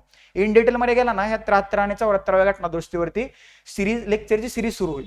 त्याच्यामुळे ते इन डिटेलमध्ये करू नका. 73वी घटनादुरुस्ती इन डिटेलमध्ये करा. ओके. म्हणजे पंचायत दिन ओके त्या सगळ्या गोष्टी तुम्हाला माहिती आहेत. वारंवार आपण त्याच्याबद्दल बोललेलो आहे. टेस्ट सिरीज मध्ये जे पंचायत बद्दल प्रश्न विचारलेले आहेत अगदी 11 टेस्ट मध्ये ते जर का तुम्ही रिवाइज केले तर त्याच्यावरती प्रश्न ओव्हरलॅप होऊ शकतात. ते तुम्हाला एक्झाम मध्ये मार्क्स देऊन जाऊ शकतात. त्याच्यामुळं 11 टेस्ट आहेत. त्याचं व्यवस्थितपणे रिव्हिजन करणं गरजेचं आहे. हे तुम्हाला समजायला पाहिजे. हे लक्षात ठेवा. त्याच्याशिवाय आपल्याकडे पर्याय नाहीये. म्हणजे जो घटक तुम्हाला कमी वेळात जास्त मार्क देऊन जातोय सगळ्या विषयांचा सांगतोय मी, तर तो घटक मल्टिपल टाइम रिव्हिजन करणं हे आपलं आद्य आणि परम कर्तव्य आहे. आणि उगाच एखाद्या घटकावरती एकच प्रश्न होते 2 दिवस तुम्ही तेच वाचताय, कसं काय चालणार? म्हणून मी म्हणतोय आयोगाची चौकट जी आम्ही तुम्हाला दिलेली आहे तर ती व्यवस्थितपणे रिवाइज करा आणि त्याच्यावरती जे येणारे प्रश्न आहेत तर ते तुम्ही सोडवायचा प्रयत्न करा. बरोबर. हे मॅथ्स रिजनिंग आहे, सायन्स टेक आहे, जनरल सायन्स आहे आणि इकॉनॉमिक्स आहे. बऱ्याच जणांना अवघड जाते. करंट अफेअर्स आणि पॉलिटिक्स वारंवार सांगतोय तिथं मार्क जाऊ देऊ नका. इन किंवा आउट तुम्ही मेनसाठी त्याच्यावर ठरतोय. त्याच्यामुळे थोडंसं त्या बाजूनी डोकं लावणं गरजेचं आहे आणि तुम्ही लावाल अशी मला अपेक्षा आहे. पॉलिटीचा तर मार्कच नका जाऊ देऊ, कारण पॉलिटी हे सगळ्यांना खूप सोपं जाते. पुढचा प्रश्न बघा. राज्य निर्वाचन आयोगानुसार जिल्हा परिषदेत निवडून देण्याची महाराष्ट्रात जास्तीत जास्त सदस्य संख्या ही डॅश डॅश इतकी होती. किती होती असं त्यांनी विचारलं. याचं उत्तर आहे डायरेक्ट 75. आता हा राज्यसेवा मेन्सचा प्रश्न आहे. आता तुम्ही काय करणं अपेक्षित आहे. राज्य निर्वाचन आयोग सध्या दिनेश वाघमारे हे 6वे महाराष्ट्र राज्याचे मुख्य निवडणूक आयुक्त आहेत आणि सध्या हा राज्य निवडणूक आयुक्त 243K मध्ये या राज्य निवडणूक आयोगाची तरतूद करण्यात आलेली आहे. 1994 मध्ये महाराष्ट्र राज्याचा निवडणूक आयोग स्थापन झालेला आहे आणि सध्या तो खूप चर्चेत आहे. कारण का चर्चेत आहे? निवडणुका. ज्या गोष्टी चर्चेत आहेत त्याच गोष्टी करत चला, त्याच गोष्टीशी रिलेटेड आर्टिकल्स, कलम, अनुच्छेद वाचत चला ना. परत तुम्ही म्हणता की सर हा चौकटीचा भाग नव्हता आणि याच्यावरती प्रश्न आलाय. अरे पण बाबा तो चर्चेत होता ना, मग चर्चेत होता तुम्ही त्याला करणार नाही का? करंट ओरिएंटेडनी तर करा, तेवढाच त्याच्यावरती प्रश्न आला तर तुमचं बरोबर येईल ना तो प्रश्न. आलं लक्षात? समजलं? That's it. चलो पुढे जाऊया. या प्रश्नाचं उत्तर आहे पर्याय क्रमांक 1. पुढचा प्रश्न. हा इंटरेस्टिंग प्रश्न आहे बघा. आता लेटेस्ट ताज्या घडामोडीवरती पॉलिटीचा डिझाईन केलेला हा लेटेस्ट प्रश्न आहे. खालील विधान विचारात घ्या. ठीक आहे, चला घेतली. पहिलं विधान बघा. महसूल प्रशासनातील तलाठी या पदाचं नाव बदलून ग्राम अधिकारी असं करण्यात आलं. मला माहित नाही करण्यात आलं का नाही, प्रश्न पहिल्यांदा वाचू. महसूल प्रशासनातील तलाठी या पदाचं नाव दिनांक 14 ऑक्टोबर 2024 पासून बदलून ग्राम महसूल अधिकारी असं करण्यात आलं. मी मागच्या लेक्चरमध्ये तुम्हाला एक ट्रिक दिली होती. दोन विधानं सेम आहेत, इथं फक्त डेट आली आहे. कुठलं तरी एकच विधान बरोबर असेल. दोन्हीच्या दोन्ही विधानं बरोबर आहेत का? जिथं दोन्हीच्या दोन्ही विधानं बरोबर आहेत पहिल्यांदा तो पर्याय बाहेर काढा. गेला ए आणि बी. पर्याय क्रमांक 3 कटला, गेला. 75% तुम्ही आला. आता ए किंवा बी, जर का ए बरोबर असेल तर बी चूक असेल, जर का बी बरोबर असेल तर ए चूक असेल. इथे यांनी इन डिटेल मध्ये दिले. तुमची जी ट्रिक आहे ना सर्वात लेंदी वाक्य बरोबर पकडायचं, तर ती इथे लागू होते. परंतु ही डेट तुम्हाला अॅक्युरेट माहित असायला पाहिजे. तर महसूल प्रशासनातील तलाठी या पदाचं नाव बदलून 14 ऑक्टोबर 2024 पासून ग्राम महसूल अधिकारी असं करण्यात आलेलं आहे. हे पर्याय बी जो आहे तर तो बरोबर आहे, ए या ठिकाणी चुकीचं आहे, हे लक्षात ठेवा. त्याच्यानंतर 14 ऑक्टोबर 2022 पासून तलाठी या पदाचं नाव महसूल अधिकारी असं करण्यात आलं. इथं ग्राम शब्द लावलाय आणि इथला ग्राम शब्द काढलाय. ओके, त्याच्यामुळं जर का हे विधान बरोबर पकडलं तर हे विधान चुकीचंच पाहिजे. बी आणि सी एकत्र नको, त्याच्यामुळे तो गेला. एकतर बी बरोबर पाहिजे, ए तर चुकले, त्याच्यामुळे हे गेला. पोचला उत्तरापर्यंत. पर्याय क्रमांक 1 आपल्या प्रश्नाचं बरोबर उत्तर आहे. थोडस लॉजिक लावा, थोडस अभ्यास करताना जर का डोकं लावलं तर हे तुम्हाला ट्रिक्सवरती काम करण्याचीच गरज नाही पडणार. मी तुम्हाला सांगतो, पहिलं विधान चुकीचं होतं म्हणून दुसरं बरोबर पकडलं. आणि इथं जर का हे तुम्ही बरोबर पकडलं, इथं ग्राम महसूल अधिकारी आहे, तर इथं महसूल अधिकारी म्हणजे तो दुसरा पण असू शकतो ना. जिल्हा परिषद असू शकतो, पंचायत समितीचा असू शकतो, किंवा वेगळ्या एमपीसीतला असू शकतो. बरोबर. तर इथं ग्राम, कारण हा तलाठी जो असतो तो काही शहरासाठी असतो का? ग्रामीण भागासाठीच असतो ना. त्याच्यामुळं इथं ग्राम महसूल अधिकारी पाहिजे होतं. त्याच्यामुळे सी चुकलं. पर्याय क्रमांक 1 आपल्या प्रश्नाचं उत्तर आहे. कोतवालाचं नाव बदलून महसूल सेवक असं केले, ते बी लिहू शकतो, लिहून देऊ शकतो. इथं लिहितोय. तलाट्याचं नाव बदलून काय केले? ग्राम महसूल अधिकारी असं करण्यात आलेलं आहे. कोतवालाचं सुद्धा नाव बदलले. आणि हे सगळं निवडणुकीच्या अगोदर झाले बरं का, हे लक्षात ठेवा. महसूल सेवक असं कोतवालाचं नाव केलेलं आहे, हे लिहून ठेवा, लिहून. महसूल सेवक. याच्यानंतर ग्रामसेवकाचं सुद्धा नाव बदललंय. ग्रामसेवकाला आता ग्राम विकास अधिकारी काय म्हणतात? ग्राम विकास अधिकारी असं कोणाला म्हटलं जाते? ग्रामसेवकाला. ही 3 नावं बदललीत. तलाट्याचं ग्राम महसूल अधिकारी, कोतवालाचं महसूल सेवक आणि ग्रामसेवकाचं ग्राम विकास अधिकारी. ह्याच्यावरती जोड्या लावाला किंवा अशी 3 वाक्य बनवू शकतात. ते 3 वाक्य बनवू शकतात. पहिल्या वाक्यात म्हणतील ते तलाट्याचं नवीन नाव ग्राम महसूल अधिकारी, कोतवालाचं नवीन नाव मग ते म्हणतील ग्राम विकास अधिकारी, आणि ग्रामसेवकाला महसूल सेवक असं काहीतरी ते करतील. उलट पालट कसंही करतील. परंतु जर का तुम्हाला ही 3 नावं माहित असली, जुनी आणि नवीन, तर तुमचं उत्तर चुकणार नाही. ही 3 नावं स्पेस जो दिलाय तिकडं तर त्याच्यामध्ये लिहून घ्या तुम्ही तुमच्या क्वेश्चन पेपरवरती किंवा या पीडीएफ वरती. समजलं? आलं लक्षात? पर्याय क्रमांक 1 या ठिकाणी या प्रश्नाचं उत्तर आहे. पुढचा प्रश्न. हा प्रश्न रिपीट झाला, याचं उत्तर पर्याय क्रमांक 1 आहे. मागे आपण त्याच्याबद्दल पाहिलेलं होतं. पुढचा प्रश्न बघा. महाराष्ट्रातील पंचायत समितीबाबत खालील विधानं विचारात घ्या. बरं, पहिलं विधान बघा. सभापती किंवा उपसभापती यांच्या निवडणुकीच्या वैधते संबंधात विवाद उपस्थित झाल्यास त्या बाबतीत जिल्हाधिकाऱ्यास किंवा त्याने प्राधिकृत केलेल्या अधिकाऱ्यास किंवा सदस्यास तो विवाद निवडणुकीच्या तारखेपासून 30 दिवसांच्या आत आयुक्तांकडे निर्णयासाठी निर्देशित करता येईल. एवढं मोठं वाक्य आहे, याचा अर्थ हे वाक्य बरोबर असायला पाहिजे. आपण गृहीत धरून चालू, मला या प्रश्नाचं उत्तर येत नाही तरी सुद्धा मला जर का हा प्रश्न सोडवायचा असेल तर मी काय करेन, एवढं इन डिटेल इन डेप्थ मध्ये दिलंय, याचा अर्थ याच्यामध्ये काहीतरी समथिंग चांगला आहे. तर प्रश्न काय बघा, सभापती आणि उपसभापती पंचायत समितीबाबतचा हा प्रश्न आहे. बरोबर. तर निवडणुकीच्या वैधते संबंधित जर का काही वाद निर्माण झाला तर त्याच्याबद्दलचा निर्णय घेण्याचा अधिकार जिल्हाधिकाऱ्यास किंवा जिल्हाधिकाऱ्याने एखाद्या व्यक्तीला नियुक्त केलं असेल तर अधिकाऱ्यास सदस्यास तो विवाद निवडणुकीच्या तारखेपासून किती दिवसांच्या आत? 30 दिवसांच्या आत आयुक्तांकडे निर्णयासाठी निर्देशित करता येईल. याच्यावरती संभाव्य प्रश्न असा आहे, सभापती किंवा उपसभापतीच्या निवडणुकीच्या वैधतेबाबत वाद निर्माण झाल्यास किती दिवसांच्या आत आयुक्तांकडे तो विवाद निर्देशित करता येतो? तर तो आहे 30 डेज, 30 दिवस. हे लक्षात ठेवा, 30 दिवस. ओके, म्हणजे आपण जे म्हणतो ना प्रश्नांवरून प्रतिप्रश्न तयार होऊ शकतात, तर ते असे तयार होऊ शकतात. हे जर का तुमच्या डोक्यात आलं तर मात्र एमपीएससी खूप सोपे. म्हणजे आयोगाचं विचारून संपलंय. मला सांगा, महाराष्ट्राच्या इतिहासावरती काय तुम्ही इतिहास बदलणार आहे का आता? नाही बदलू शकत. ओके, किंवा तुम्ही भारताचा इतिहास बदलणार आहे का आता? नाही बदलू शकत. जे विचारायचं होतं तेवढं सगळं विचारले ना. मग आता काय त्यांनी पीवायक्यू म्हणजे 2021च्या पीवायक्यू मधलं एक वाक्य उचलतील, 2024च्या पीवायक्यू मधलं एक वाक्य विचारतील आणि दोन्हीवरती नवीन प्रश्न तयार होईल. पीवायक्यूचं विश्लेषण म्हणजे फक्त प्रश्न आणि त्याचं उत्तर वाचणं नव्हे, तर राहिलेले 3 ऑप्शन्स का चुकीचे आहेत तर त्याचं विश्लेषण करणं गरजेचं आहे. आणि हे पॉलिटी पीवायक्यू पल्स नावाचं जे पुस्तक आहे त्याच्यामध्ये आपण हेच करून दिले. म्हणजे बरोबर उत्तर तर सर्वांनाच माहित आहे, परंतु चुकीचे जे 3 पर्याय आहेत तर ते का चुकीचे आहेत आणि त्याचं बरोबर स्टेटमेंट काय असू शकतं हे ते मी पुस्तकात तुम्हाला एकत्रित स्वरूपात मांडलेलं आहे. म्हणून मी तुम्हाला वारंवार सांगतो की ते पुस्तक घ्या आणि एकदा वाचा. ओके, चलो पुढचं वाक्य बघू. आयुक्तांच्या निर्णयाविरुद्ध करावयाचं अपील अशा निर्णयाच्या तारखेपासून 15 दिवसांच्या आत राज्य शासनाकडे दाखल करता येईल अशी नाहीये, तरतूद नाहीये. तर पर्याय क्रमांक 1 जे आहे विधान अ या ठिकाणी आपल्याला बरोबर असल्याचं दिसतंय. समजलं, संपला विषय. असे प्रश्न शक्यतो गट ब गट क पूर्वला आलेले नाहीयेत. हा पंचायत समितीचा प्रश्न आहे. हे राज्यसेवा मेन्सचे प्रश्न आहेत, हे लक्षात ठेवा.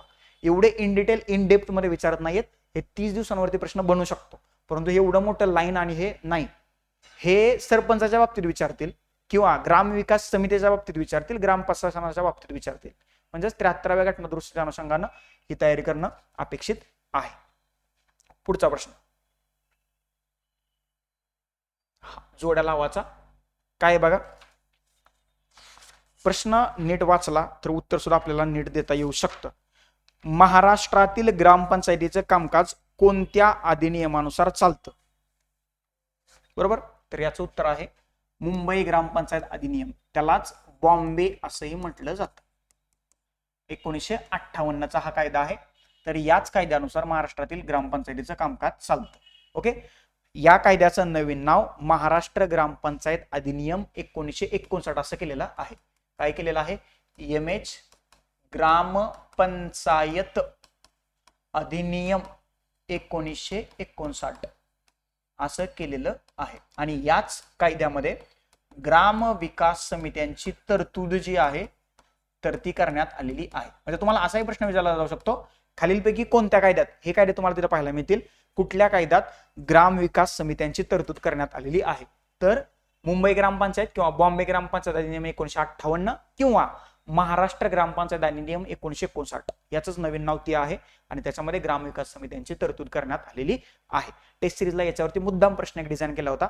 दुसऱ्या टप्प्यातली तिसरी टेस्ट सिरीज तुम्ही पाहिली असेल, सोडवली असेल. बरोबर. त्याच्यानंतर महाराष्ट्र जिल्हा परिषद आणि पंचायत समिती अधिनियम कधीचा आहे? 1961चा आहे. ग्रामपंचायत अधिनियम 1958चा 1959ला नावात बदल केला, हे लक्षात ठेवा. याच्यावरती तुम्हाला प्रश्न विचारला जाऊ शकतो. 2 आणि 3 चुकीचा आहे. पर्याय क्रमांक 1 या ठिकाणी आपल्या प्रश्नाचं उत्तर आहे. ओके, चलो नेक्स्ट क्वेश्चन.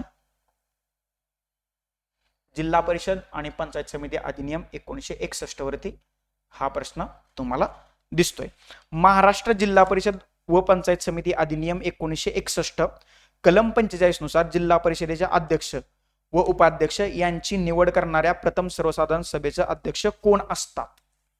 ओके, सगळ्यात महत्वाचं, हा प्रश्न असा कंबाईनला रिफ्लेक्ट होईल याची शक्यता कमी आहे, परंतु महाराष्ट्र जिल्हा परिषद पंचायत समिती अधिनियम 1961 हा कायदा लक्षात ठेवा 1961चा आहे. त्याच्यातलं कलम 45 काय सांगतं हे नाही, हे महत्वाचं नाहीये.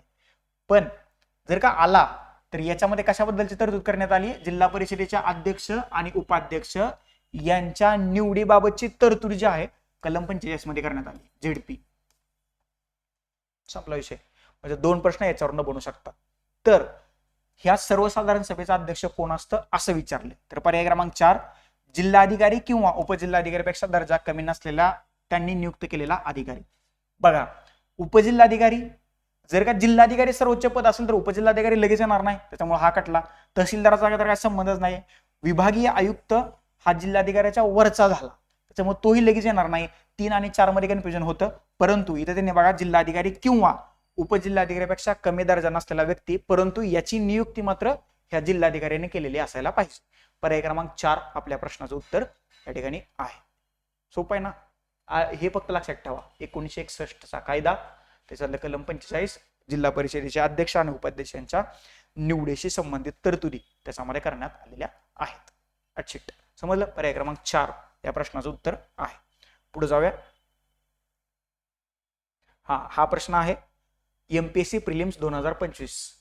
खालीलपैकी कोणत्या घटनादुरुस्ती कायद्याने महानगर नियोजन समितीची स्थापनेची तरतूद केलेली आहे? महानगर नियोजन समिती नावातच आहे ना, काय आहे, नगराशी संबंधित म्हटल्यानंतर 74 घटनादुरुस्ती कायदा 1992 नुसार ह्या महानगर नियोजन समितीच्या स्थापनेची तरतूद केलेली आहे. ह्याच्यामध्ये डाऊट घेण्यासारखंच काही नाही. एकतर 73 किंवा 74. 73 तर ग्रामीण भागाशी संबंध आहे, त्यामुळे गेला 42चा काही संबंध नाहीये, आणि 44 सुद्धा काय नाही. 74 घटनादुरुस्ती, संपला विषय. 1 जून 1993 ला त्याची अंमलबजावणी झालेली आहे. आता एक काम करा, मी पटपट तुम्हाला 2-3 गोष्टी लिहून देतो, त्या फक्त लिहून द्या, नाहीतर मी शेवटी सांगतोय. चला, काय मला सांगायचंय, कलम 74 अंतर्गत ज्या 8 संस्थांची निर्मिती करण्यात आली, त्याच्यामध्ये म्युनिसिपल कॉर्पोरेशन आहे, म्युनिसिपालिटी आहे, नोटिफाईड एरिया कमिटी आहे, टाउन एरिया कमिटी आहे, कॅन्टोन्मेंट बोर्ड आहे, टाउनशिप आहे, पोर्ट ट्रस्ट आहे आणि स्पेशल पर्पज एजन्सी, ह्या 8 नागरी स्थानिक स्वराज्य संस्था आहेत. किती? 8. बऱ्याचशा पुस्तकात 9 दिले, काही पुस्तकात तर 11 आहे, परंतु पंचायत राज मिनिस्ट्रीच्या वेबसाईटवरती मात्र 8 दिलेलं आहे, आणि हेच उत्तर आहे. तुम्हाला रेफरन्स देता येईल पंचायत राज मिनिस्ट्रीचा, हे लक्षात ठेवा. काही ठिकाणी 10 सुद्धा पाहायला मिळतात, काही ठिकाणी 9 आणि काही ठिकाणी 11, परंतु 8 बरोबर उत्तर आहे. आणि कुठलं ते मी आत्ताच तुम्हाला सांगितलेलं आहे. समजले इथपर्यंत? That's it. चलो, पुढचा प्रश्न काय म्हणतोय बघा. भाग, कलमे आणि परिशिष्ट त्याच्याशी संबंधित असणारा प्रश्न आहे. भारतीय संविधानातील कलम 309 खालीलपैकी कोणत्या सेवा संबंधी आहे? हा जो प्रश्न आहे राज्यसेवा मुख्य परीक्षा 2024 चा आहे. कलम 309 मध्ये राज्यघटनेतल्या काय सांगितलंय? राज्यसेवा आणि केंद्रीय नागरिक सेवा, सी आणि डी असा पर्याय किती नंबरचा आहे? 3 नंबरचा. संपला विषय.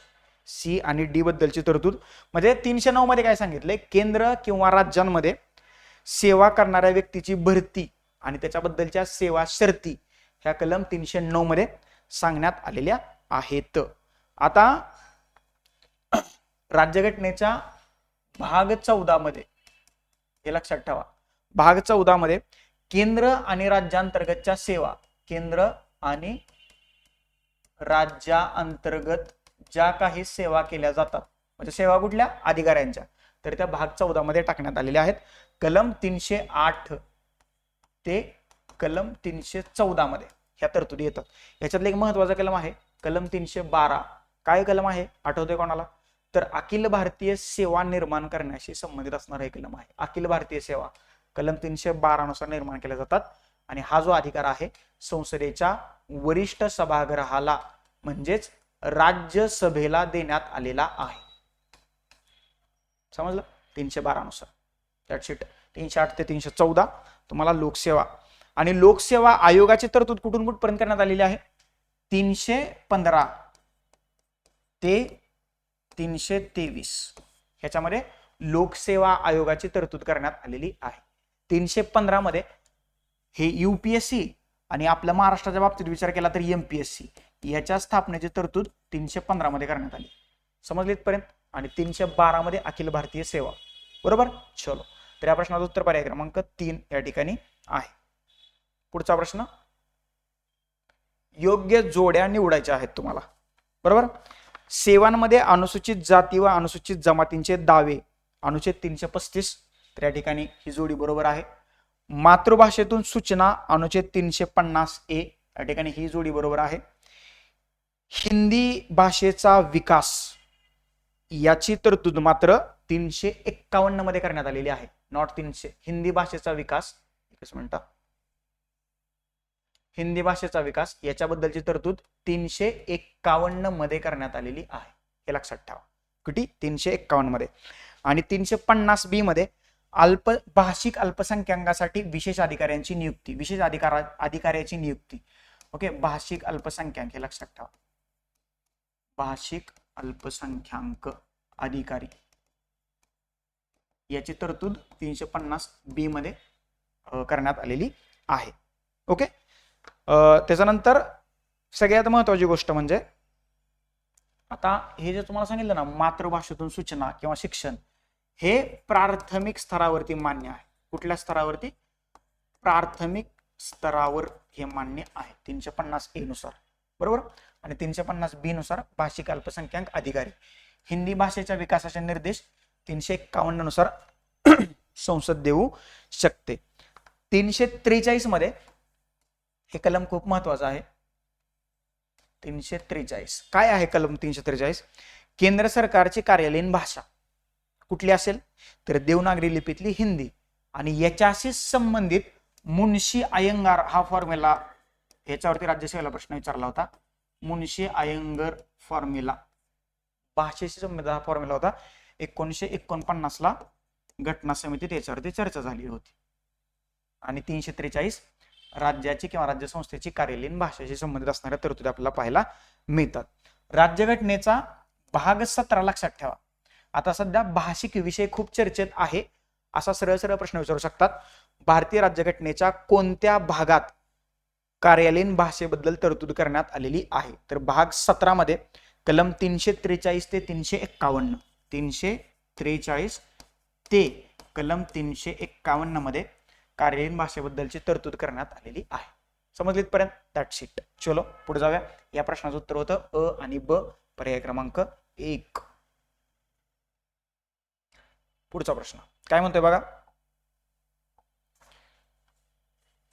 भारतीय राज्यघटनेच्या कोणत्या कलमात राज्य लोकसेवा आयोगाने केलेल्या कामाचा वार्षिक अहवाल सादर करण्याची तरतूद आहे? बरोबर, कोणतं कलम असं आहे? मी मागाशी सांगितलेलं होतं की लोकसेवा आयोग याची जी तरतूद आहे तर 315 ते 323 मध्ये करण्यात आली आहे.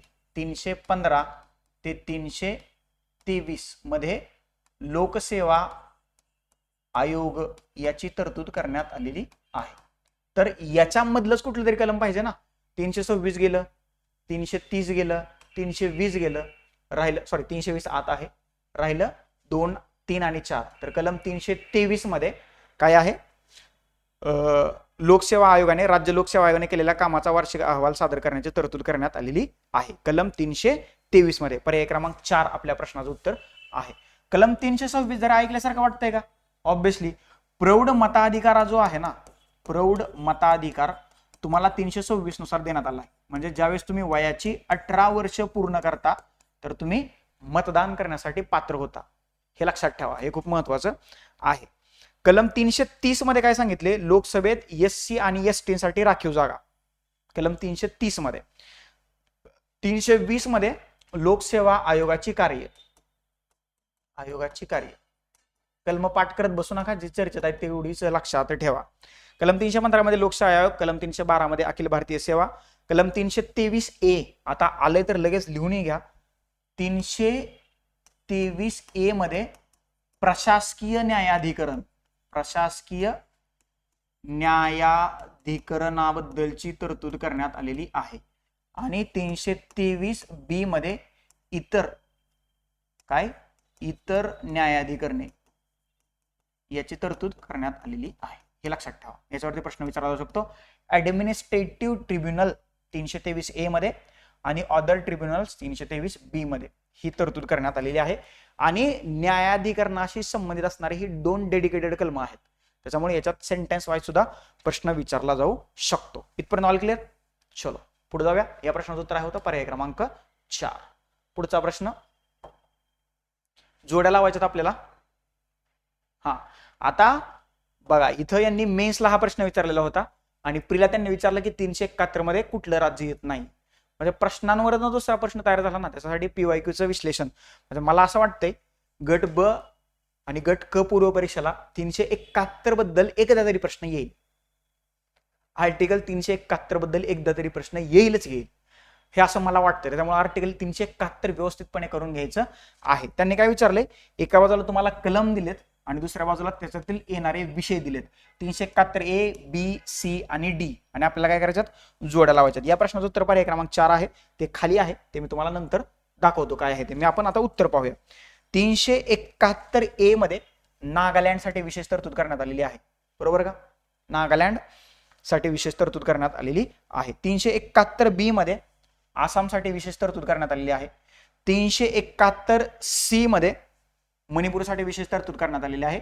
आणि 371 डी मध्ये आंध्र प्रदेश व तेलंगणासाठी विशेष तरतूद करण्यात आलेली आहे. हे जास्त महत्वाचं आहे.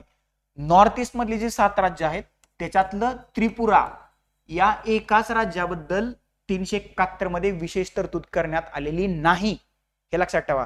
राहिलेल्या 6 राज्यांबद्दल 371 मध्ये विशेष तरतूद करण्यात आलेली आहे.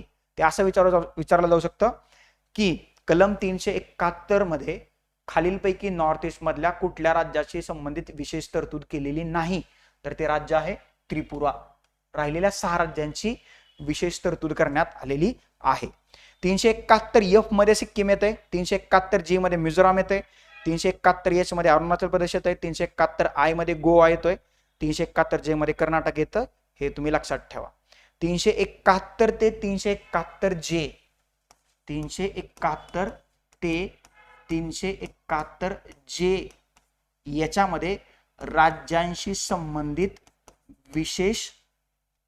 विशेष तरतुदी करण्यात आलेल्या आहेत. 371 मध्ये आपला महाराष्ट्र आणि शेजारच्या गुजरातचा समावेश आहे 371 मध्ये. आणि 371 ए मध्ये हे नागालँड आहे. समजलीत पर्यंत? आलं लक्षात? त्रिपुरा सोडून नॉर्थ ईस्ट मधली सर्व राज्य याच्यामध्ये आहेत. आता याच्यामध्ये एकूण किती राज्य आहेत? विशेष राज्यांचा दर्जा असणारी 11 राज्य आहेत. 11 भारतातली 11 राज्य आहेत की जे मी आता तुम्हाला सांगितले. ओके, त्याच्यामध्ये महाराष्ट्र, गुजरात, आंध्र प्रदेश, मणिपूर, आसाम, नागालँड, सिक्कीम, मिझोराम, अरुणाचल प्रदेश, गोवा आणि कर्नाटक या 11 राज्यांचा समावेश जो आहे तर तो 371 आणि 371 ए पासून जे पर्यंत करण्यात आल्याचं आपल्याला दिसतंय. ह्या विशेष तरतुदी. आणि मला एक आतला आवाज सांगतोय, या 371 वरती कंबाईनला प्रश्न विचारला जाऊ शकतो, कारण सलग प्रश्न आला बरं का याच्यावरती, आणि सलग पुढे सुद्धा प्रश्न येऊ शकतो. त्याच्यामुळे 371 हे जे सब आर्टिकल आहेत ए, बी, सी, डी, जे पर्यंत आणि संबंधित राज्य तुम्हाला माहित असायला पाहिजे, त्याच्यावरती प्रश्न विचारला जाऊ शकतो.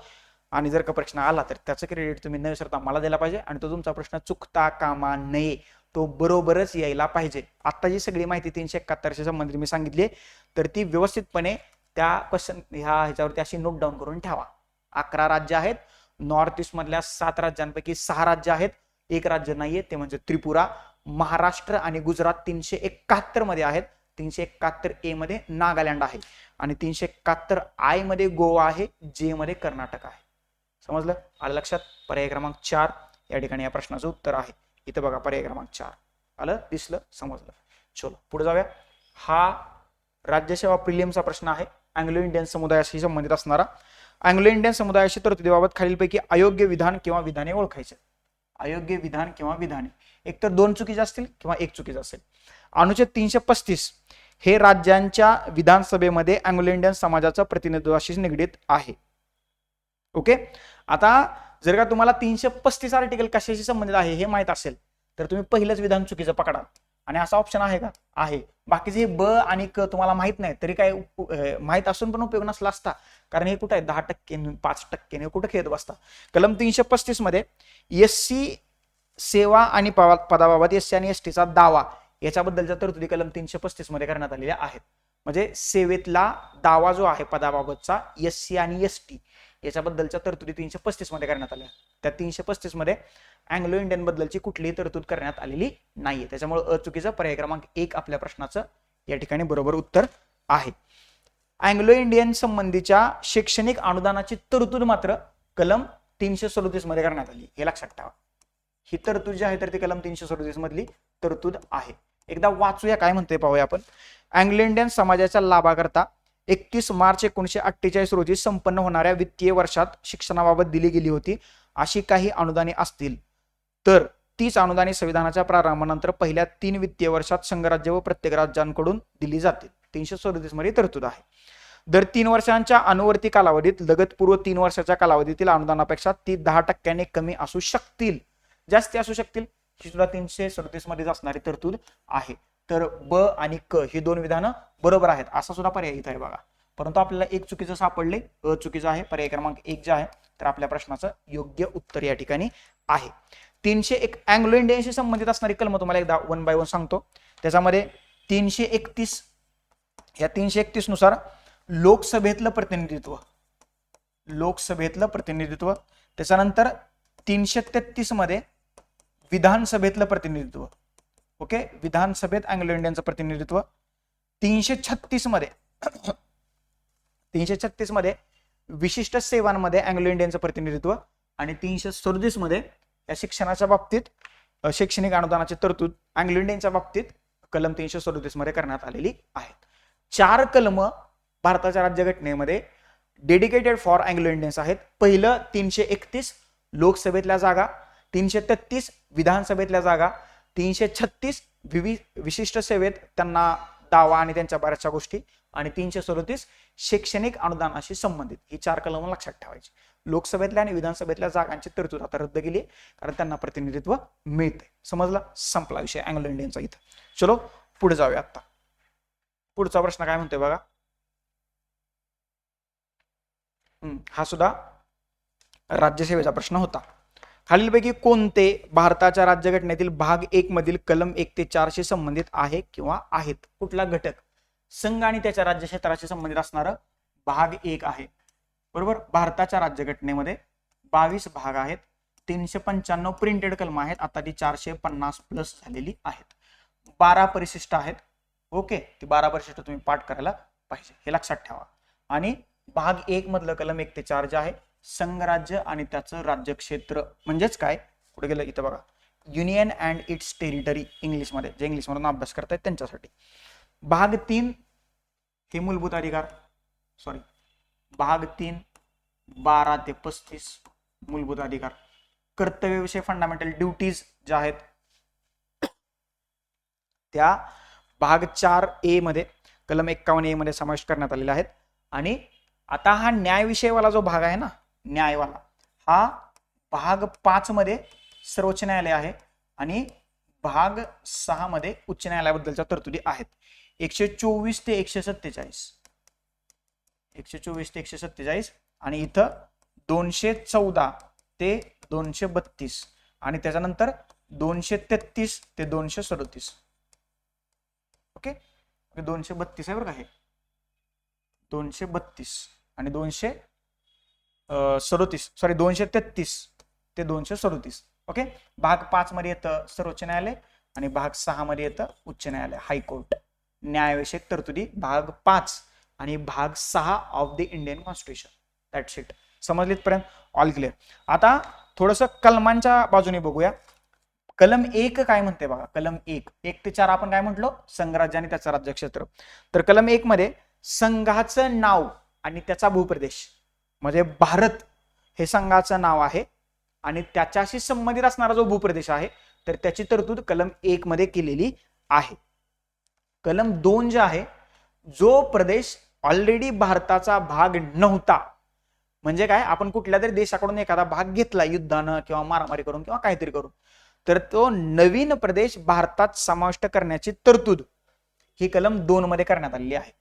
कलम 3 मध्ये काय सांगितलंय, जो ऑलरेडी भारताचा भाग आहे त्या भागाचं नाव बदलणं, नवीन सीमारेषा तयार करणं किंवा एखादा भूप्रदेश वेगळा काढणं याची तरतूद कलम 3 मध्ये करण्यात आलेली आहे. म्हणजेच काय, जो भारताचा भाग ऑलरेडी आहे, भारताचा भाग आहे अशाबद्दलच्या तरतुदी कलम 3 मध्ये आहेत आणि जो भारताचा भाग नाही ह्या तरतुदी कलम 2 मध्ये करण्यात आलेल्या आहेत. इथं कन्फ्युजन करून घेऊ नका. आता 2 ला 3 मधल्या तरतुदी आणि 3 ला 2 मधल्या तरतुदी असं होता कामा नये. आणि 4 जे आहे हे कलम विवेक्षित तरतुदीशी संबंधित असणारच आपल्याला दिसून येत आहे. आणि हे सगळं कुठे लिहिले, राज्यघटनेच्या भाग 1 मध्ये याची माहिती दिली. भाग 1 मध्ये सर्वात ही 4 सुरुवातीची कलम आपल्याला पाहायला मिळतात. संपला विषय. असं भाग 1 आपण तुम्हाला समजावून सांगितलेला आहे. पुढचा प्रश्न, आला प्रश्न आला 371 वरती. आता मेन्सला विचारला होता राज्यसेवा मुख्य परीक्षा 2024 आणि एमपीएससी प्रिलिम्स 2025 ला प्रीला हा प्रश्न विचारलाय. प्रश्न बघा किती इंटरेस्टिंग त्यांनी तयार केलाय. भारताच्या राज्यघटनेतील अनुच्छेद 371 आणि त्याच्या उपअनुच्छेदानंतर विशेष दर्जा नसलेलं राज्य ओळखायचंय. ओके, नसलेलं मी सांगितलं होतं त्रिपुरा नाहीये, संपला विषय. पर्याय क्रमांक 4 या प्रश्नाचं उत्तर आहे. हे नागालँड आहे, आसाम आहे, मिझोराम आहे, पुन्हा इथं नागालँड आले, मणिपूर आहे आणि सिक्कीम आहे, अरुणाचल प्रदेश सुद्धा आहे नॉर्थ ईस्ट मधलं फक्त त्रिपुरा नाहीये. हे जर का तुम्हाला माहित असलं असतं तरी सुद्धा तुम्ही उत्तरापर्यंत पोहोचला असता. झारखंड सुद्धा नाहीये त्यात. अलग लक्षात. जी 11 राज्य आहेत तर त्या 11 राज्यामध्ये नॉर्थ ईस्ट मधली जी 7 राज्य आहेत त्याच्यातली 6 राज्य आहेत आणि इतर राज्य 5 आहेत. त्याच्यामध्ये महाराष्ट्र आहे, गुजरात आहे, कर्नाटक आहे, गोवा आहे. हे लक्षात ठेवा. हे खूप इंटरेस्टिंग प्रश्न बनवले आयोगाने. हे जे विश्लेषण करतोय ना मी, याला नाव काय दिले माहिती का? संभाव्य प्रश्न. का दिले हे तुम्हाला परीक्षा झाल्यावरती कळेल. हे किती प्रश्न महत्वाचे आहेत ना याचं महत्व आफ्टर एक्झामच आपण डिस्कस करूया. त्याच्यामुळे हे लक्ष देऊन ऐका. ह्याच्यात काहीतरी दडलेलं आहे. अलग लक्षात. हे 150+ प्रश्न म्हणजे गट ब आणि गट क परीक्षेतील पॉलिटीच्या प्रश्नांचं मॉक आहे, मॉक हा. त्याच्यामुळे व्यवस्थित ज्या काही गोष्टी मी सांगतोय त्या लिहून घ्या. जे काही विश्लेषण होतंय ते व्यवस्थित ऐका आणि ही पीडीएफ ज्यावेळेस तुम्हाला मिळेल तर ही पीडीएफ तुम्ही डाउनलोड करून याची प्रिंट काढून घ्या, प्रिंट, आणि याच्यावरती लिहा हे जे काही चाललंय ते. आणि ते खूप गरजेचं आहे. ते खूप गरजेचं आहे. ते तुम्हाला एक्झाम झाल्यानंतर कळेल मी का गरजेचं म्हणतोय. कारण प्रश्न रिफ्लेक्ट 101% होणार याच्यात. कारण वर्षभरातल्या 6 एक्झाम मधले प्रश्न याच्यात आहेत. जवळजवळ 150+ प्रश्न आणि एक्स्ट्राचे पण मी काही प्रश्न याच्यामध्ये ऍड केलेले आहेत. समजलं? आलं लक्षात? चलो पुढे जाऊया. पुढचा प्रश्न, पुढचा टॉपिक. आता इतर भागांवरचे प्रश्न. म्हणजे अगदी आपण शेवटच्या टप्प्यात आलेलो आहे थोडस. बरोबर. आता ह्याच्यावरती काही 7-8 प्रश्न आहेत ते डिस्कस करूया आपण.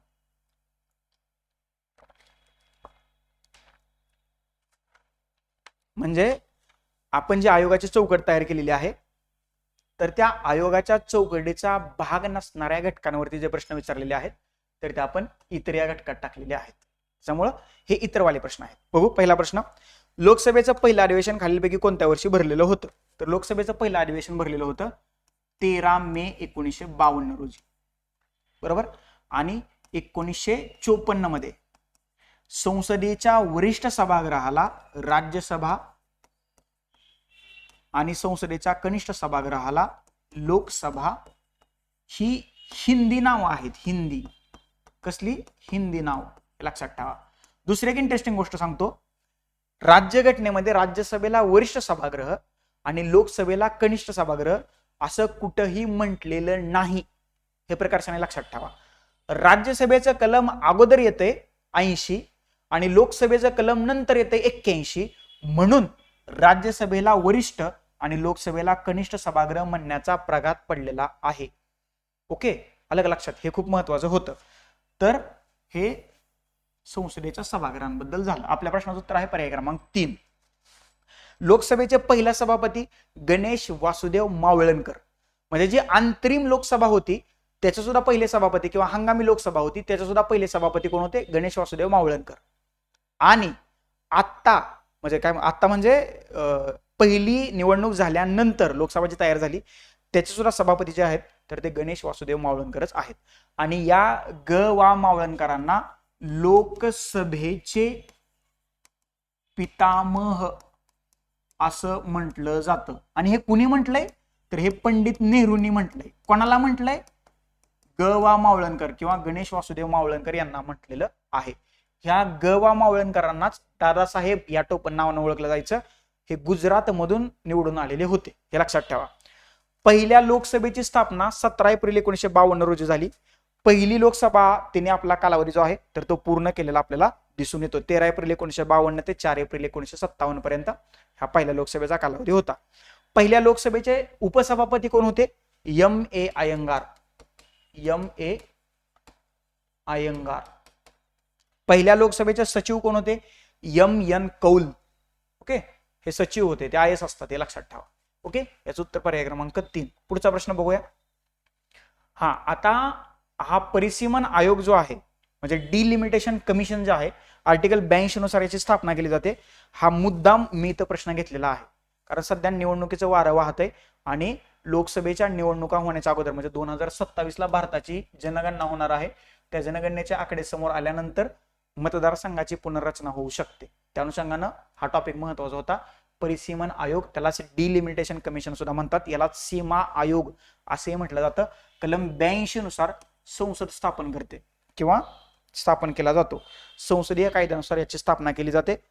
या आयोगाच्या शिफारशींना कुठल्याच न्यायालयात आव्हान देता येत नाही.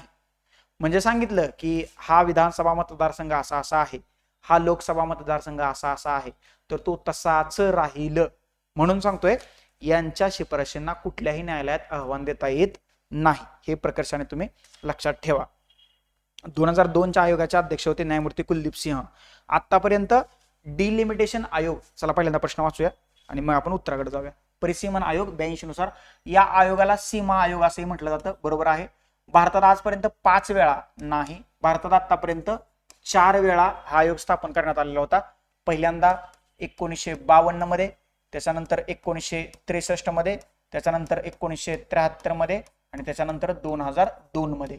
2002च्या आयोगाचे अध्यक्ष कुलदीप सिंह, न्यायमूर्ती कुलदीप सिंह हे होते, हे लक्षात ठेवा. आतापर्यंत 52, 63, 73 आणि 2002 हे लक्षात राहील. 52, 63, 73 आणि मग 2002 असा 4 वेळा, त्याच्यामुळे ब विधान चुकलं. या आयोगाच्या आदेशांच्या प्रती या आयोगाच्या आदेशांना कायद्याची ताकद असते आणि त्या आदेशावर न्यायालयात प्रश्न उपस्थित करता येत नाहीत. मी मगाशी सांगितलं, त्याच्यामुळं क सुद्धा विधान बरोबर आहे.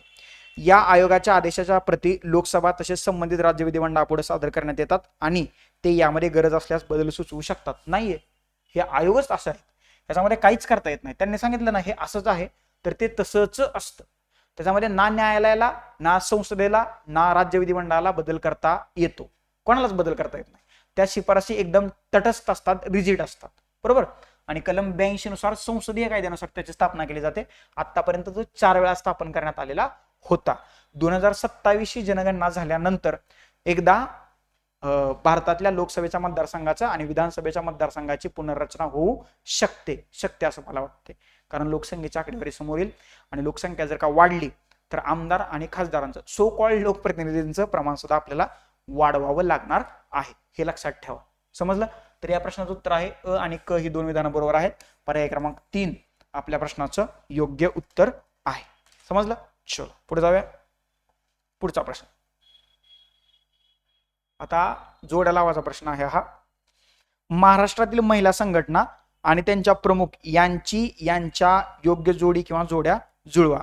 तर क आणि ड या 2 जोड्या बरोबर आहेत. पर्याय क्रमांक 3 सुधा कुलकर्णी महिला दक्षता समिती, प्रणस गोरे श्रमजीवी महिला संघ, या जो जोड्या आहेत तर त्या बरोबर आहेत.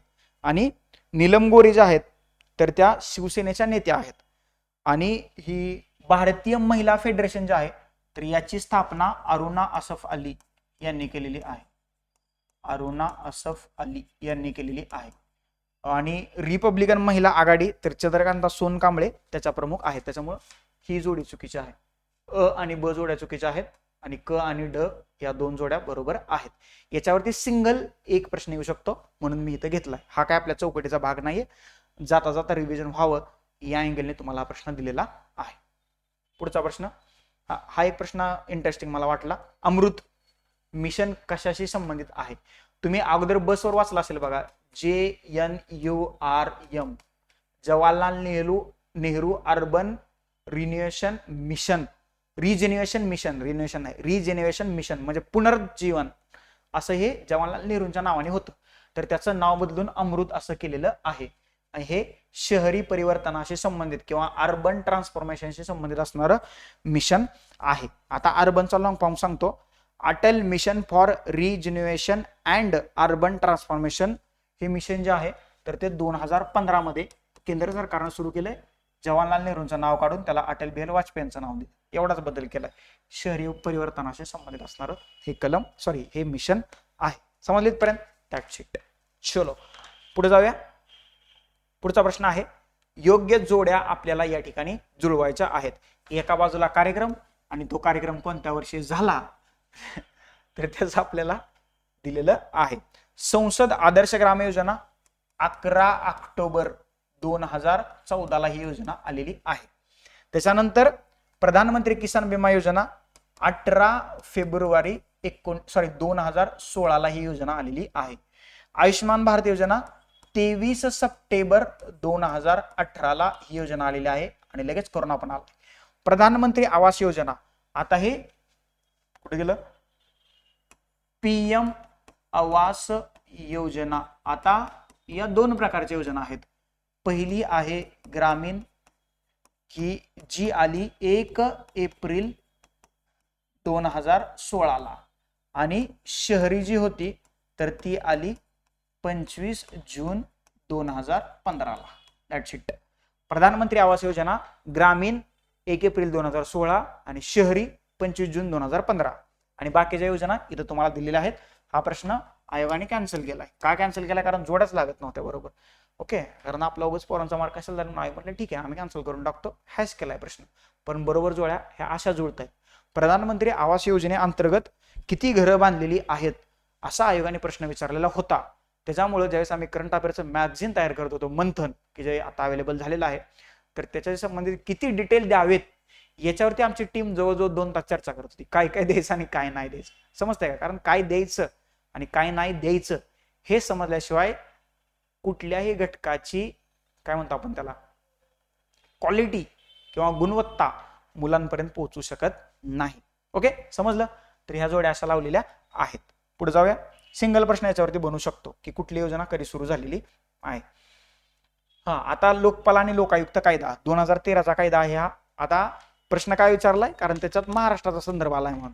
कोणत्या राज्याने सर्वप्रथम लोकपाल व लोकायुक्त अधिनियमाची अंमलबजावणी केलेली आहे? तर 1971 मध्येच महाराष्ट्राने केलेली होती आणि लोकपाल आणि उपलोकायुक्त कायदा 2013 ला आलेच आपल्याला दिसतंय. 2013चा हा अधिनियम आहे. याच्या अगोदर ओडिसाने 1970 मध्ये कायदा पारित केला होता बरं का. ओडिसा हे जे राज्य आहे तर यांनी 1970 मध्ये कायदा पारित केला होता, परंतु त्याची अंमलबजावणी मात्र 1983 मध्ये झाली. त्याच्यामुळं प्रथम लोकायुक्त आणि उपलोकायुक्त नेमण्याचा जो काय म्हणतो आपण त्याला जो राजदंड होता तर तो महाराष्ट्राकडे आलेला आहे 1971 मध्ये. आता हे याच्यावरती प्रश्न विचारू शकतो तो वर्षावरती. पुढच्या वर्ष म्हणजे वर्ष नाही, हे वर्ष इयर, त्याच्यावरती ते प्रश्न विचारला जाऊ शकतो. That's it. समजलं? आलं लक्षात? चलो पुढे जाऊया. पुढचा प्रश्न हा प्रश्न इंटरेस्टिंग आहे. राष्ट्रीय महिला आयोगाची स्थापना केव्हा झाली? तर राष्ट्रीय महिला आयोग स्थापन करण्यासाठी 1990 ला कायदा करण्यात आला होता. आयोगाने एक उत्तर दिले.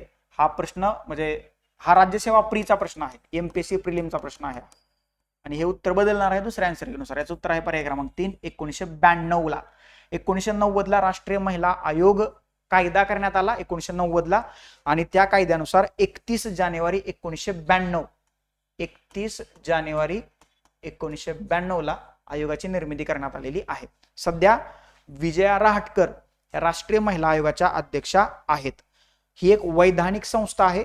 आयोगाचे अध्यक्ष आणि सदस्यांची नियुक्ती जी आहे तर ती केंद्र सरकारकडून केली जाते आणि यांचा कार्यकाल 3 वर्षांचा असतो. किती वर्षांचा? 3 वर्ष ते त्या पदावरती राहतात. ह्याला मंत्र्याचा दर्जा असतो त्या आयोगाच्या अध्यक्षांना, लक्षात ठेवा. त्याच्यामुळे मंत्री नाही, याचा जर का अध्यक्ष होत आलं तर बघा कोणाच्या सेटिंग्स वगैरे असतील तर. समजलं? या प्रश्नाचं उत्तर आहे पर्याय क्रमांक 3. एक्स्ट्राची माहिती आणि आपल्या पुस्तकातनं कव्हर झाले सगळ्यात महत्वाची गोष्ट. पुढचा प्रश्न काय म्हणतोय बघा. भारतात national commission for protection of child rights that is NCPCR काय म्हणतो त्याला मराठीत काय म्हणायचं? बाल हक्क संरक्षण आयोग 2005च्या कायद्यानं 2007 मध्ये या आयोगाची स्थापना करण्यात आलेली आहे. 2007 मध्ये आणि मार्च 2007 मध्ये, हे लक्षात ठेवा. ओके. महिला आणि बाल विकास मंत्रालयाच्या प्रशासकीय नियंत्रणाखाली या आयोगाचं काम चालतं. सध्या वेल्ती प्रेमचंद या राष्ट्रीय बाल हक्क आयोगाच्या अध्यक्ष आहेत, हे लक्षात ठेवा. मार्च 2007 मध्ये आयोगाची स्थापना झाली आहे. 2005 ला कायदा करण्यात आलेला होता. ओके, समजलं?